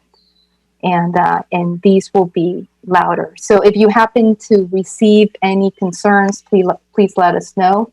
We do have noise monitors, and we will be sending email updates to the listserv to let people know, if there are concerns that it's because of our pile driving activity.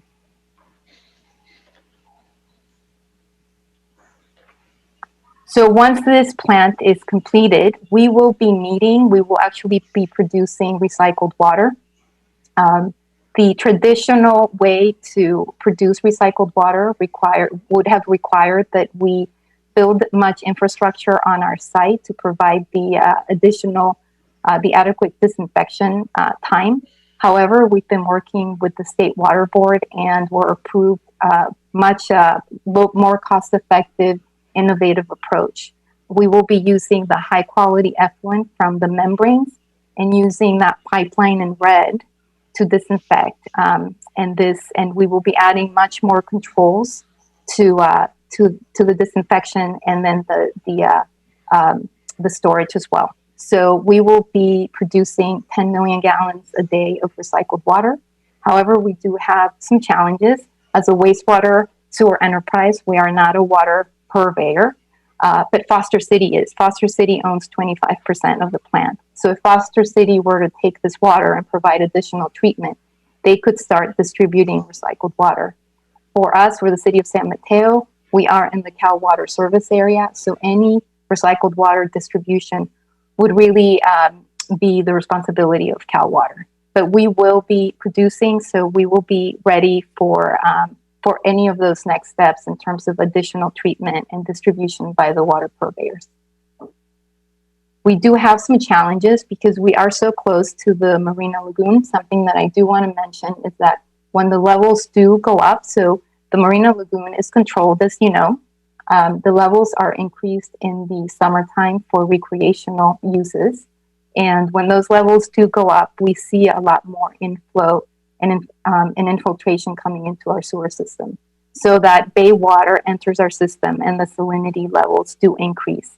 So recycled water needs in the future will require the removal of those salts so that water can be used for irrigation purposes. We are also working on other regional efforts. So over the past 3 or 4 years, we've actually have been working with the San Francisco Public Utilities Commission, Foster City, Silicon Valley Clean Water, as well as Cal Water and Redwood City on a concept to take our treated effluent, provide additional treatment, and use it to augment the water that is in Crystal Springs for potable water reuse. So we have finalized that initial study. The effort there would, the cost estimate is around $620 million. We are now in the third phase of that study and are actually evaluating the feasibility of direct potable reuse. Direct potable reuse would allow us to actually treat the effluent from our wastewater facility, add additional treatment, so purify the water and actually inject it directly into the potable water lines. The regulations are not quite there, but they will be in the future. So we're exploring the feasibility of that option as well. So in terms of our plan of finance, many of you know that the City Council was extremely supportive, and so have been all of the residents of San Mateo in terms of their support of the Clean Water Program and the need. So this $1 billion effort is sustained through an increase in sewer rates. We have a 5-year plan that was adopted in 2018. We will be going back to reassess sewer rates, and we'll be coming back to council next year based on our updated capital improvement plans. We've been very fortunate to receive 2 loans from the Environmental Protection Agency, a $277 million loan for the expansion project, as well as an $85 million loan for the basin project. So that includes the underground flow equalization tank as well. And then in terms of our state revolving fund, we've been on the funding list for a few years and hope to receive a loan of $137 million by the end of this year. In terms of our schedule, we started this program back in 2015. We began the construction of the treatment plant in 2019 as we finalized the design. And throughout this time, we've been, our collection system projects have been ongoing. We have an annual rehabilitation project. We inspect all our the sewer lines in 1 of 5 basins every year and plan our improvements. We started the construction of UFIS in 2020. That project will be completed in 2023. After that will come the completion of the expansion project at the plant. And we will be closing this out in 2025 with complete administrative closeout by 2026. And by then we will be complying with the cease and desist order, as well as setting the wastewater treatment plant facility to remove a lot of nitrogen and be an early actor among the dischargers that discharge to San Francisco Bay. And with that, we will open it up to any questions. Thank you. Questions from the commission? Please feel free to raise your hand. Commissioner Robbins, thank you. Sure, thank you. And thank you, Derek and Azalea. I and perhaps I think Susan have been part of this for many years now, so it's been gratifying to watch and things progress, and appreciate all that staff has done. It's been quite impressive. One question, and I may have missed it in the presentation: do we have a sense of timing for our legal compliance to get out from underneath the cease and desist order? I mean, they've been very accommodating as we come up with these alternatives and move forward. But do we have a sense of when we will be able to, get that settled and cleared out? Yes, we get, so by 2025, so we meet with the regional board a few times a year and have been keeping them updated on our progress. They're very happy that we're in construction mode, and 80% of the $1 billion effort has been awarded. So we're on track to complete this, the collection system projects and the expansion by 2025. Excellent. Thank you. That's all I have right now. Thank you. Other commissioner questions? Commissioner Rowinski, thank you. Okay. All right. Thanks, everyone, and great job. I know how hard this is.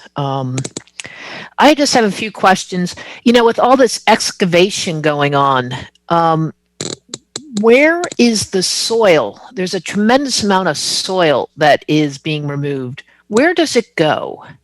Or who takes it? So we have the soil that we did have some contaminated soil. So that had to be be disposed. But the rest of the soil has not been contaminated, and the contractor is responsible for disposing it, either trading clean soil. So there are other projects that need soil. There are disposal, so landfills. So they've got there's a whole soil management world out there. But yes, it is typically either used for other purposes or taken to the appropriate landfill based on the contamination levels. Okay. Anyway, there's a tremendous amount of soil in a relatively short period of time that has to be treated or applied, recycled, for lack of a better term. Derek, I have a question for you. Your project sits between two very large neighborhoods. When I say your project, I'll just say the underground flow equalization tank, Fiesta Gardens and Bay Meadows. What's the my instincts tell me you're still on evacuation or the removal of soil, which isn't as noisy as some of the, I think, future events that are going to be taking place. Is that correct? And if so, what are some of the what are some of the noise mitigation plans for those two neighborhoods? Because they're very, very close. Yeah, actually, the underground flow equalization system project isn't as noisy as the wastewater treatment plant project because there are different construction methods that we are using. The pile driving at the wastewater treatment plant required hydraulic impact hammers, while as the piles at the UFES site are micro piles, which are essentially drilled in and are much quieter. We do have noise monitors surrounding the site, along with vibration monitors. When we were doing the project environmental impact report, the community shared their concerns about vibration, noise, dust, settlement, more specifically around the groundwater drawdowns, and also traffic. And so that project, we wanted to start construction earlier, but because of the community concerns, we took our time and worked with them to identify methods to mitigate. Throughout that area, when it came to noise, most of the activity is mainly excavation and concrete pouring, and our noise monitors really identify whether or not we are exceeding that 90 decibel per hour or 90 decibel at the property line threshold. And we display all the summary data of those monitors on our website. In which case, if there is an exceedance, we identify how we corrected it and what that exceedance was. If there isn't an exceedance, then we just say there isn't an exceedance. For the most part, the project has been relatively good in terms of all those different impacts from noise, dust, vibration, groundwater. There have been some fluctuations in terms of groundwater, but that was mainly because we were just kicking on the pumps and starting it up, and that's normal. That's typical for when starting it up. But since then, everything has equalized. We also have done. For the concerned people of Bay Meadows and Fiesta Gardens, not too far away in the development with by Concar, the Rite Aid and the potential settlement up there, the community was very concerned about their homes being impacted by settlement, and so the city offered a private property survey, and so every 6 months, we've already done this twice. The homes that have applied to do these home surveys, we actually have a third-party vendor go out there who is a sub to the contractor and take photos, take records of anything that may look like the cause of settlement. And so far, nothing has been of concern, if you will. And I guess the other impact was traffic. We actually purchased a temporary easement from San Mateo County because the community was concerned about additional traffic on Saratoga. And so now, because of that easement, we are able to route traffic to and from Delaware, which the community preferred.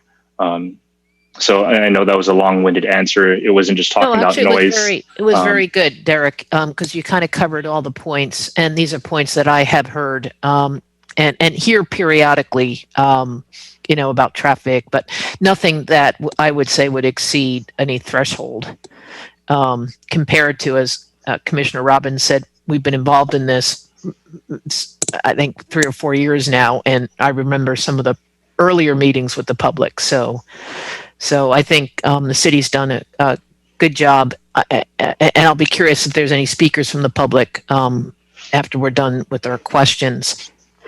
But thank you for that. Zelia, I just have a couple of questions on the recycled water. That's non-potable. Is that true? That's non-potable water? Correct. Yes. Okay. And so Foster City could take it, and could they, if they were, I guess the question is, you've got this recycled water. Have they expressed any interest in taking this water and either treating it? Could it be treated and turned into drinking water, or is it just always inherently in non-potable? No, so it can be. So that is what the third phase of the feasibility regional effort, the study that we have embarked on with the San Francisco Public Utilities Commission. Yeah, can we go back to that slide? That's a very good slide. So we have two. So right now, and yes, Derek, that's great. Thank you.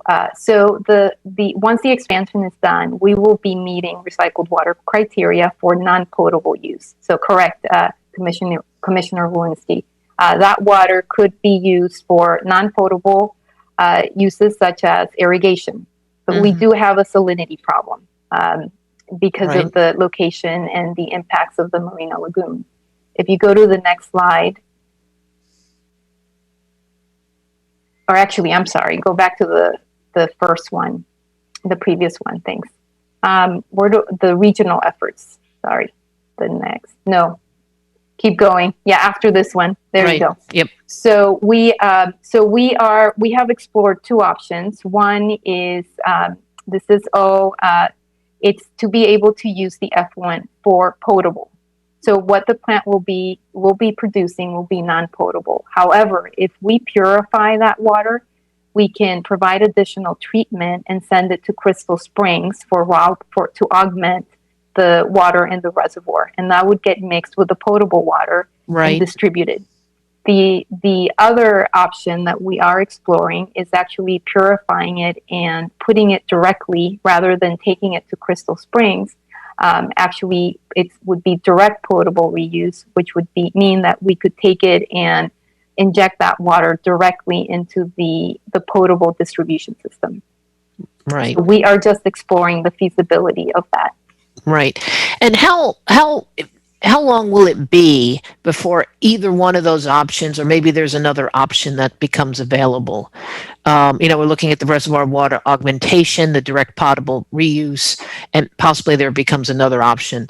Or maybe, and how long is it before you determine which option? And furthermore, I'm going to really ask you to look into the future, is when could we expect something, one or any one of these options? When would they become implemented and used in everyday life? So I'm very glad you are expressing the sentiment that I expressed to the group yesterday. We are a wastewater agency. We do not have the rights to distribute recycled water. But we have the effluent, and really we have a complex institutional challenge. We have the wholesaler, the SFPUC. We have Cal Water as a private water company, and so we really need to we need leadership in this effort, and that will lie with the SFPUC in terms of really understanding their operational challenges, as well as Cal Water, because we are in their service area. Foster City is in a different position in the sense that they are both a wastewater agency and a water purveyor, so they could make something happen for the residents. But in terms of a larger scale project, it really is in the hands of the water purveyor. Right, which is Cal Water. Right, and so, and how has Cal Water been, how have they been responding, or are they part of this? I'm assuming they're really, I'm hoping, and possibly somebody from BOSCA, I don't know, or San Francisco PUC. And I would imagine this would be interesting to San Francisco, maybe not. Obviously they've got some water issues, particularly as it relates to Tuolumne. We are all in the study together. So it's BOSCA, SFPUC, Cal Water, Silicon Valley Clean Water, and Redwood City. Right. So it is so we are looking at the feasibility, constructing, as you can imagine, constructing pipelines to Crystal Springs. That's a lot of money as well. And then there's also complexity in terms of mixing this water in Crystal Springs. So we are working with the SPUC on modeling and understanding the impacts as well. But indeed, we completed the first phase, which evaluated the pipelines, from an engineering perspective, what it would take to take this flow. So that has been finalized. it really, the next phase is a bit more complicated because of where the regulations are. Right. However, it is a regional effort, and all the agencies that you noted were all funding this study Right. together. Right. Okay. Well, anyway, it's a ways off, is what I hear you saying, and there's numerous challenges, be it financial. Probably the easiest would be the construction, but you've got regulatory and financial challenges that are pretty material. I think it's probably one of the most interesting water projects that I can think of here regionally, and would support an update maybe every couple of years, knowing the timeline of this, which is moving at a glacial pace. But I think it's very, very interesting. So, okay, thank you. Thank you. Vice Chair Narita, do you have any questions to add? Thank you. Yes. So thank you so much for this great presentation. I absolutely love the map and the understanding what was happening around the event center, as definitely folks I know have been asking, and they think I know and I don't know, but now I do. So thank you for that. In terms of questions, I just wanted to better understand, first on the wastewater treatment plant project, are there parts of the existing treatment plant that will get like phased down or phased out of use, or is all of the existing plant being retained for various uses? So let's see if you can, I don't know how to use the laser. Yes, thanks, Derek. So where Derek has the pointer, those are our primary tanks. So those will be abandoned in place. If you go to the aeration basins, Derek, those will be used, repurposed for storage. So that will add 18 million gallons a day of storage. And if you go to the chlorine contact tanks, so those tanks, the rectangular ones on the bottom, all that water from the new part of the plant will be then taken down to the existing chlorine contact tanks for disinfection. That's where we disinfect and dechlorinate and discharge to the bay. So we will continue to use the existing site. There's also our solids handling building.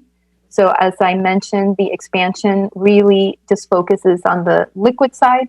So all the solids, once they're collected, will be processed in our solids handling building, and then sent to the digesters, and then sent back for thickening. So we will have structures that we will continue to use. And so, is it like, just so I'm super clear, is it the only things that are going to be decommissioned are those 3 tanks in the lower left corner? The primary, yes, the primary tanks. Where I'm also hoping we can decommission a gravity thickener, but that's the design is counting on that, but we will see. And then we will be using our secondary clarifier. So we are reserving some of that space for potential recycled water storage. Great. And is there any kind of long-term plan that's being planned or considered for the use of the land where the decommissioned the infrastructure pieces are, or is that just too far in the future? Well, no, I can share with you some ideas, right? So if we do embark on a purification effort, we will need space. I don't know that what we have is adequate, but if we could make the space for some sort of additional treatment. We can also use more of the basins for storage. We are also looking at updating our biosolids. We need to develop a biosolids master plan to see if we can. So right now, we treat all the solids, produce methane, and we use a little bit of that methane for our compressed natural gas facility, which fuels some of our vehicles. But we're really hoping to use that gas to either produce electricity or be able to clean it enough so that we can put it back into PG&E's a natural gas system. So we're looking at an energy project, and that will likely require space. So it is, you can see that because of funding, we didn't demolish a lot. Those primary tanks are staying in place, but other tankage, it will be reused, and then we're thinking ahead of what we may need in the future.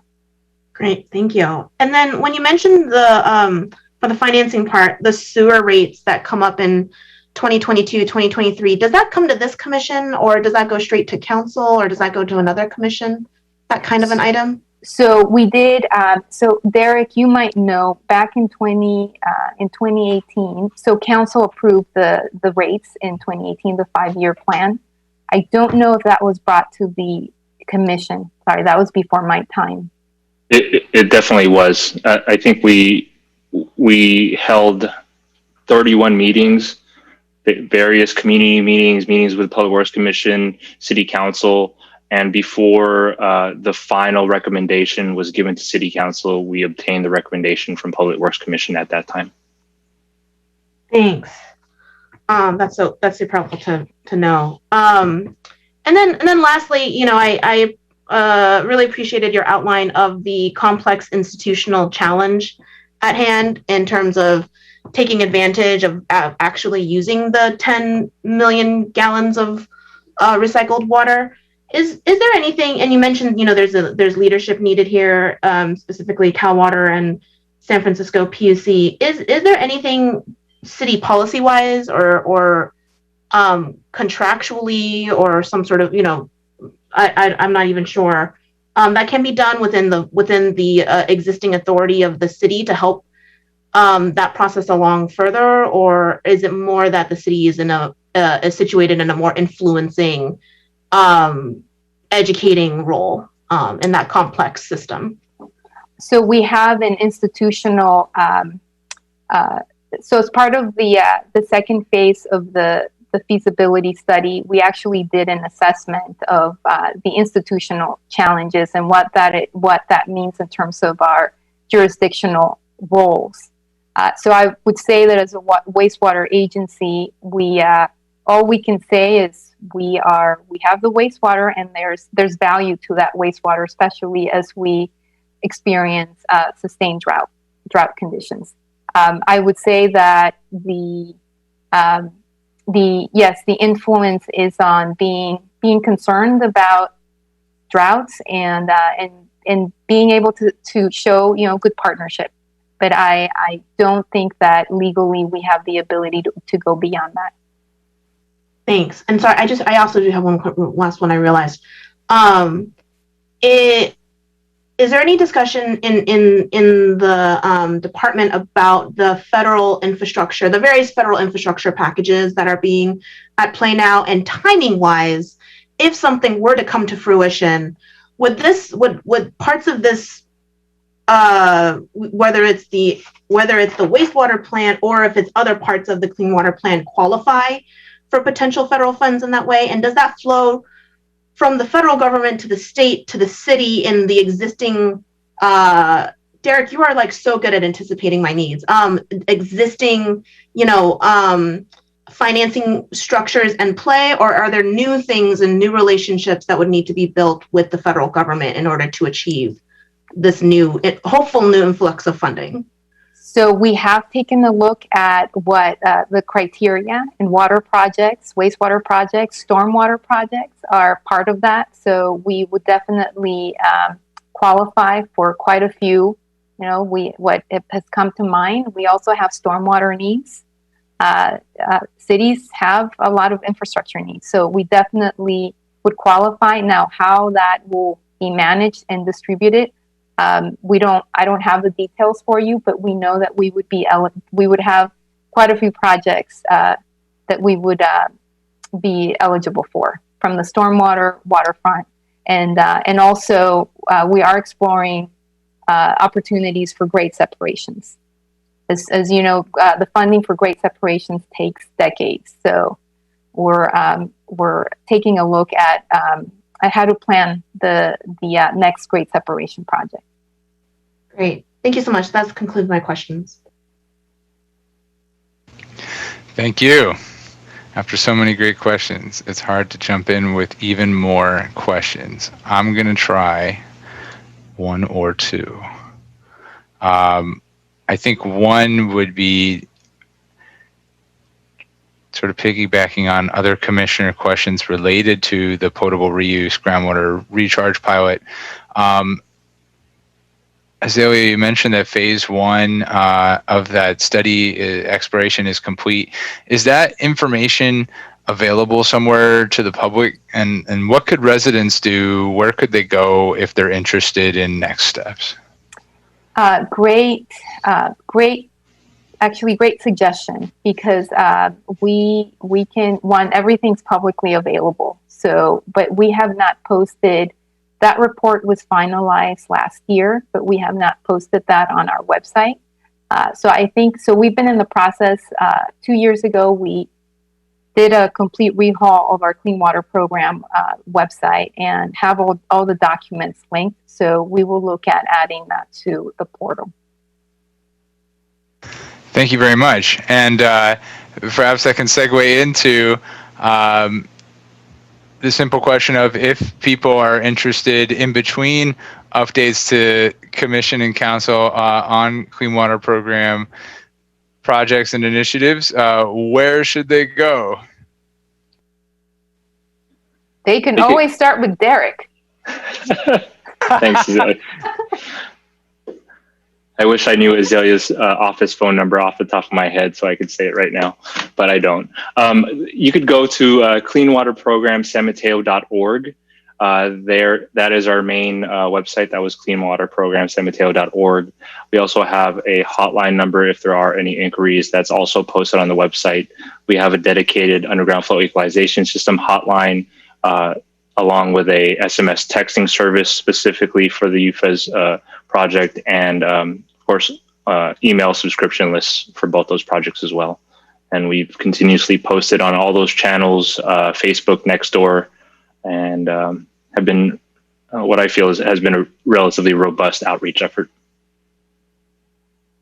Excellent. If you haven't seen our website, we like to promote it just because the cameras are great to watch the construction, and we try to keep it as updated as possible.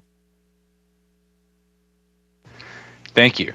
That would conclude my questions. If commissioners have completed their questions, I would like to open public comment. And so again, for those in participation, all of you in participation, if you would like to speak, now is a time on this item. You can raise your hand in Zoom, or you can dial *9 on your phone. Cookie, do we have any public comment that you see? No, I do not see any hands raised. Last call for public comment.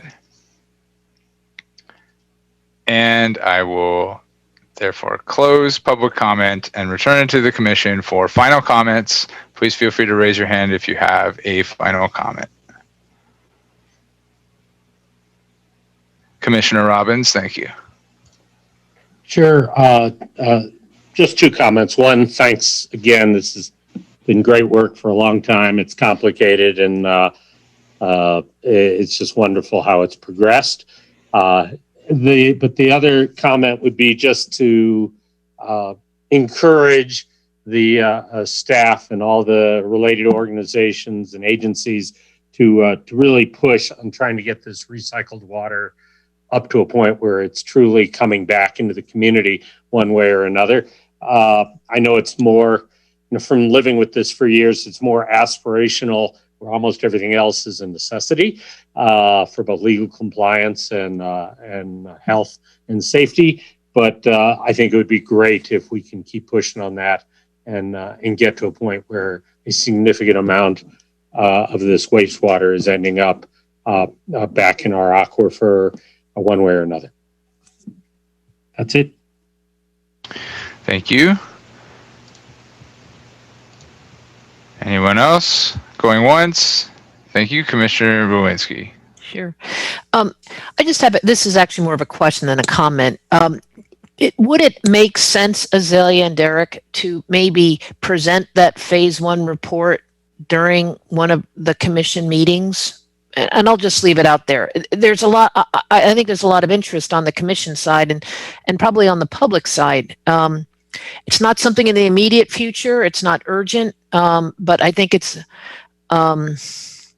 relevant, interesting, cutting edge, and timely within the context of climate change and droughts.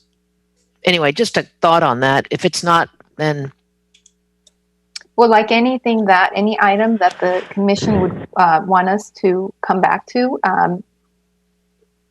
absolutely, I will just ask for a majority. mm-hmm. Well, is there interest on the commission? Can we take? Yeah. Well, I think we could potentially address that along with other Sure. such queries in the following item. Okay. But did you have other comments, Commissioner Lewinsky? Okay, maybe not. Very good. We will get to that again shortly, I believe. And Vice Chair Narita. Thank you so much. Thank you so much for this great presentation. I absolutely, I really, really loved it actually. And the maps and the visuals are just so great. So thank you. I think the comment I want to make is with regards to just being mindful of staff's time and energy, and also just the amount of work staff have to do. If we do, do more of these kinds of updates that are just more like like some sort of update like this, I would be curious if there's some sort of additional forum that can be where it is like, if there's like, it gets like the report gets posted and, there's an email blast that goes out saying that reports are posted or something, and folks can read things on their own, or if there's ways to, do things where, in other forums, just because I am mindful that I would love the commission to continue to provide staff with the feedback on actionable items and and recommendations to City Council as a first and foremost, because those are just like critical path things that we are just super obligated to do.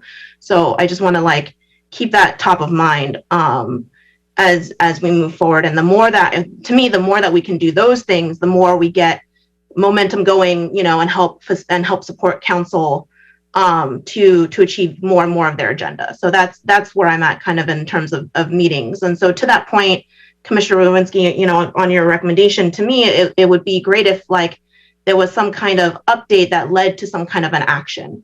And what I mean by action, I don't think it necessarily has to be only recommendations to City Council.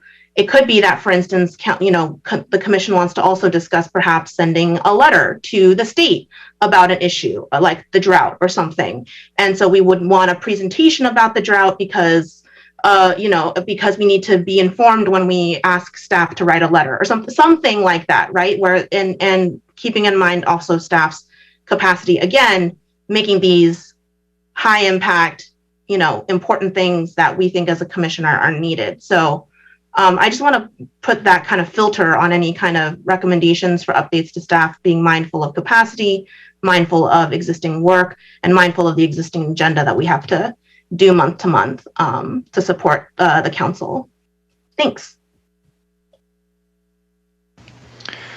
Thank you, Vice Chair. And Azalea, I think there was a bit of a question there. I wonder if you had any thoughts on whether there may be an opportunity for like a form or what.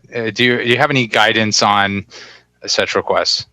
So we've had some thoughts. The city does publish a city newsletter.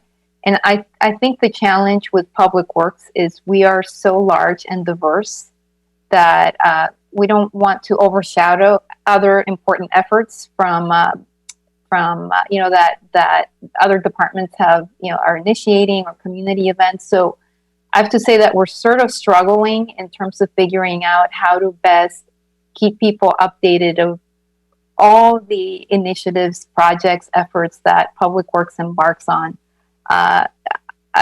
We have thought about our own newsletter, but that gets, we have to think about the city as a whole. So let me go back and get feedback from staff and also our city manager to figure out how we can best keep our not only our commissioners, but also city council updated on public works. But I can just be honest with you. We're struggling with how to do that without overwhelming and at the same time overshadowing other important efforts. So I can bring that back and get back to you. Okay, thank you. And I don't think, I suppose with regard to any comments on my behalf, I think I would echo a number of commissioner comments. I too am interested, certainly very much in the efforts to procure and distribute effectively recycled water from this plant once it is complete. And in pursuing the possibility of groundwater recharge and purification and really sort of on the higher level, anything we can do to use and reuse and recycle as much of the water we are pouring out as possible as resiliency measures against drought and other issues. So I think I will leave it at that. I will thank the presenters for their presentation and move on to reports and announcements. And I think first I'd like to just check with Azalea or other staff members if they have any reports or announcements from staff. We do not. We just thank you for your time. Very good. And then I'd like to open it up to commissioners who may wish to comment on anything that's transpired in this meeting that is spurring them to make a motion of some kind for further action or et cetera. I believe I heard some stirrings earlier, so I think now is the time to make that motion. And I see the first hand from Commissioner Rowinski. Yes, thank you. So I guess that's it. Just in reference to a suggestion that, and once again, I'm also very sensitive to staff's time, and so it's, and as Commissioner Robbins said, it's more at this point aspirational. That is, and when I say we're talking about just simply having staff present the phase 1 report sometime within the next year. It's not urgent. And so I thought I would just put that out and get commissioners' thoughts and comments on that. As Director Mitch said, if there is a majority, we could have that report presented in public to our commission. So I'll just leave it at that. I'll be curious to see what others think. Very good. Do others have comments, thoughts on that? Vice Chair Nanatari, yeah, I'm guessing your hand was maybe about something slightly different. I would say, Susan, that I share your interest in this item. I think I'd like to just ask Azalea, what she thinks about how much effort and staff time presenting that to the commission would constitute, and if it seems like a big item or a small item, something like that. Yeah, and like I said, this is not an urgent item, but it's an interesting and timely item.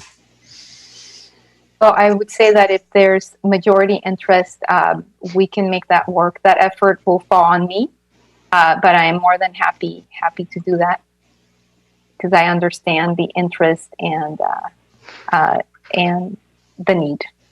So it'll be my time. Okay. Well,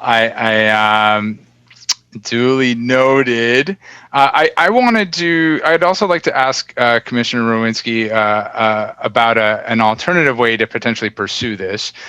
Chair Mitch mentioned that staff may be able to add the publicly available information to the city website.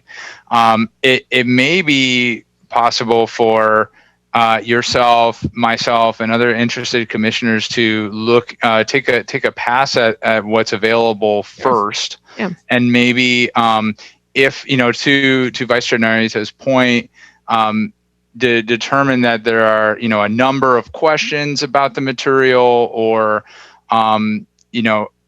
it seems like after maybe we've taken the first pass that indeed we really should ask staff to bring this forward for public benefit and commission Sure, benefit. that's fine. It's just simply an idea. And if there's no interest, there is no interest.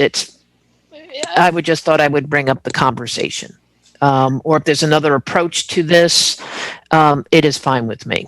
I think it's, like I said, a very relevant and interesting project and aspirational.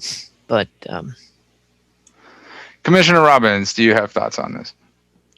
Yeah, well, this and the things that other issues too, without weighing in on the merits of the subject matter, I am not generally supportive of this commission trying to lard up our agenda going forward. I just want to get it on the record before I start voting no and fulfilling everybody's view of me as a curmudgeon. But I'm happy to be one. I think there's a lot going on in the city. I think staff and city council have a responsibility to bring things to the commission so that we can actually fulfill our duty, which is to be both a portal for the public and to move things forward that city council wants put forward. So I'm just not a fan of this, and I'm so there we go. I'm ready to adjourn. That's where I'm headed. Okay, thank you for that. And I think Commissioner Rowinski, it's up to you. I think, I would table this and let's move on and let's adjourn. Fair enough. Well, I think Vice Chair Narita, did you have another comment you wish to make? Yeah, I just wanted to better understand for the opening public comments, when public makes comments like that, maybe you could just benefit from like a clarification on the record or something like that. How do we do that? Because for instance, the first public comment was about 28th Street and writing and, separated bike lane, for instance. And I know, what is the process to like just be able to clarify? Is there a timeline on that on 28th? Is that in the bike plan? I forget now, if that was, just real simple things, but that could be really great for the public to know. Is there a protocol there to get kind of answers on the record somewhere?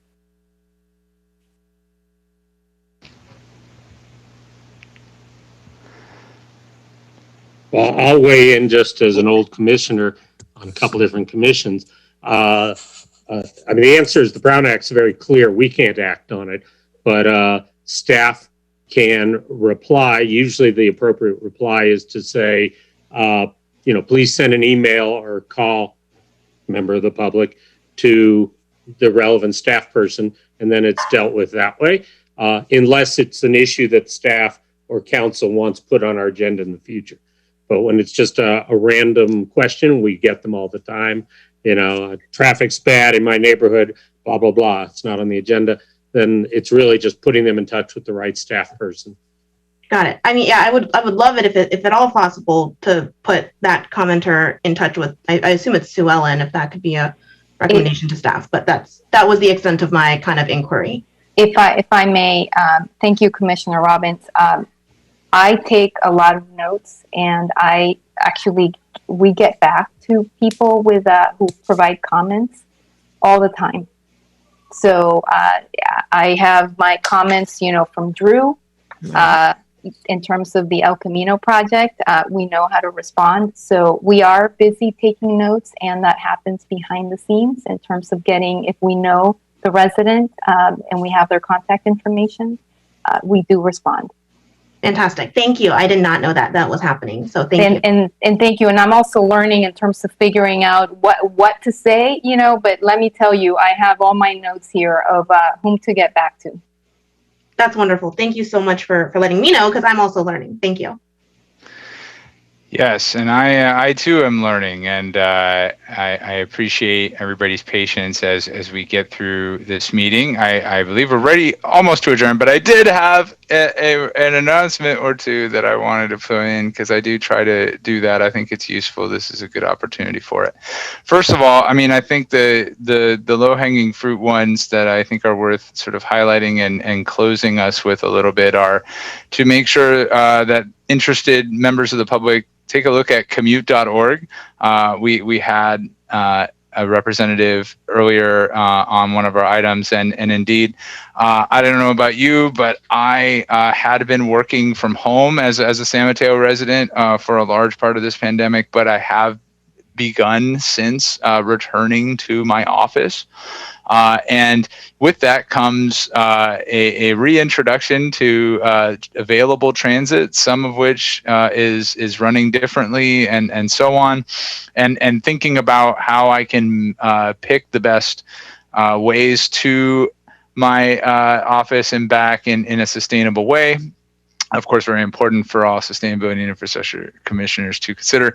So Commute.org offers a lot of rewards, resources, and programs.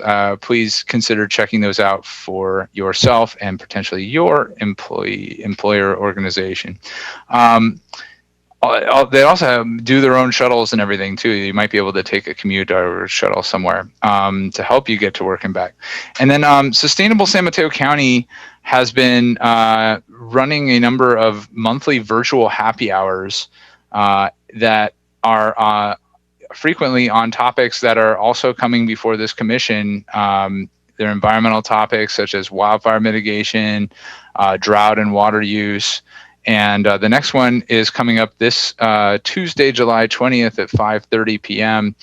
It's air quality for equality. And so if you're interested in this and other topics, they're free on Zoom. SustainableSanMateo.org would be the place to go to check out this organization, Sustainable San Mateo County. So I'll just leave those with you and thank everybody for their time. And with that, this meeting is adjourned. Thank you and good night. Thank you so much. Thank you.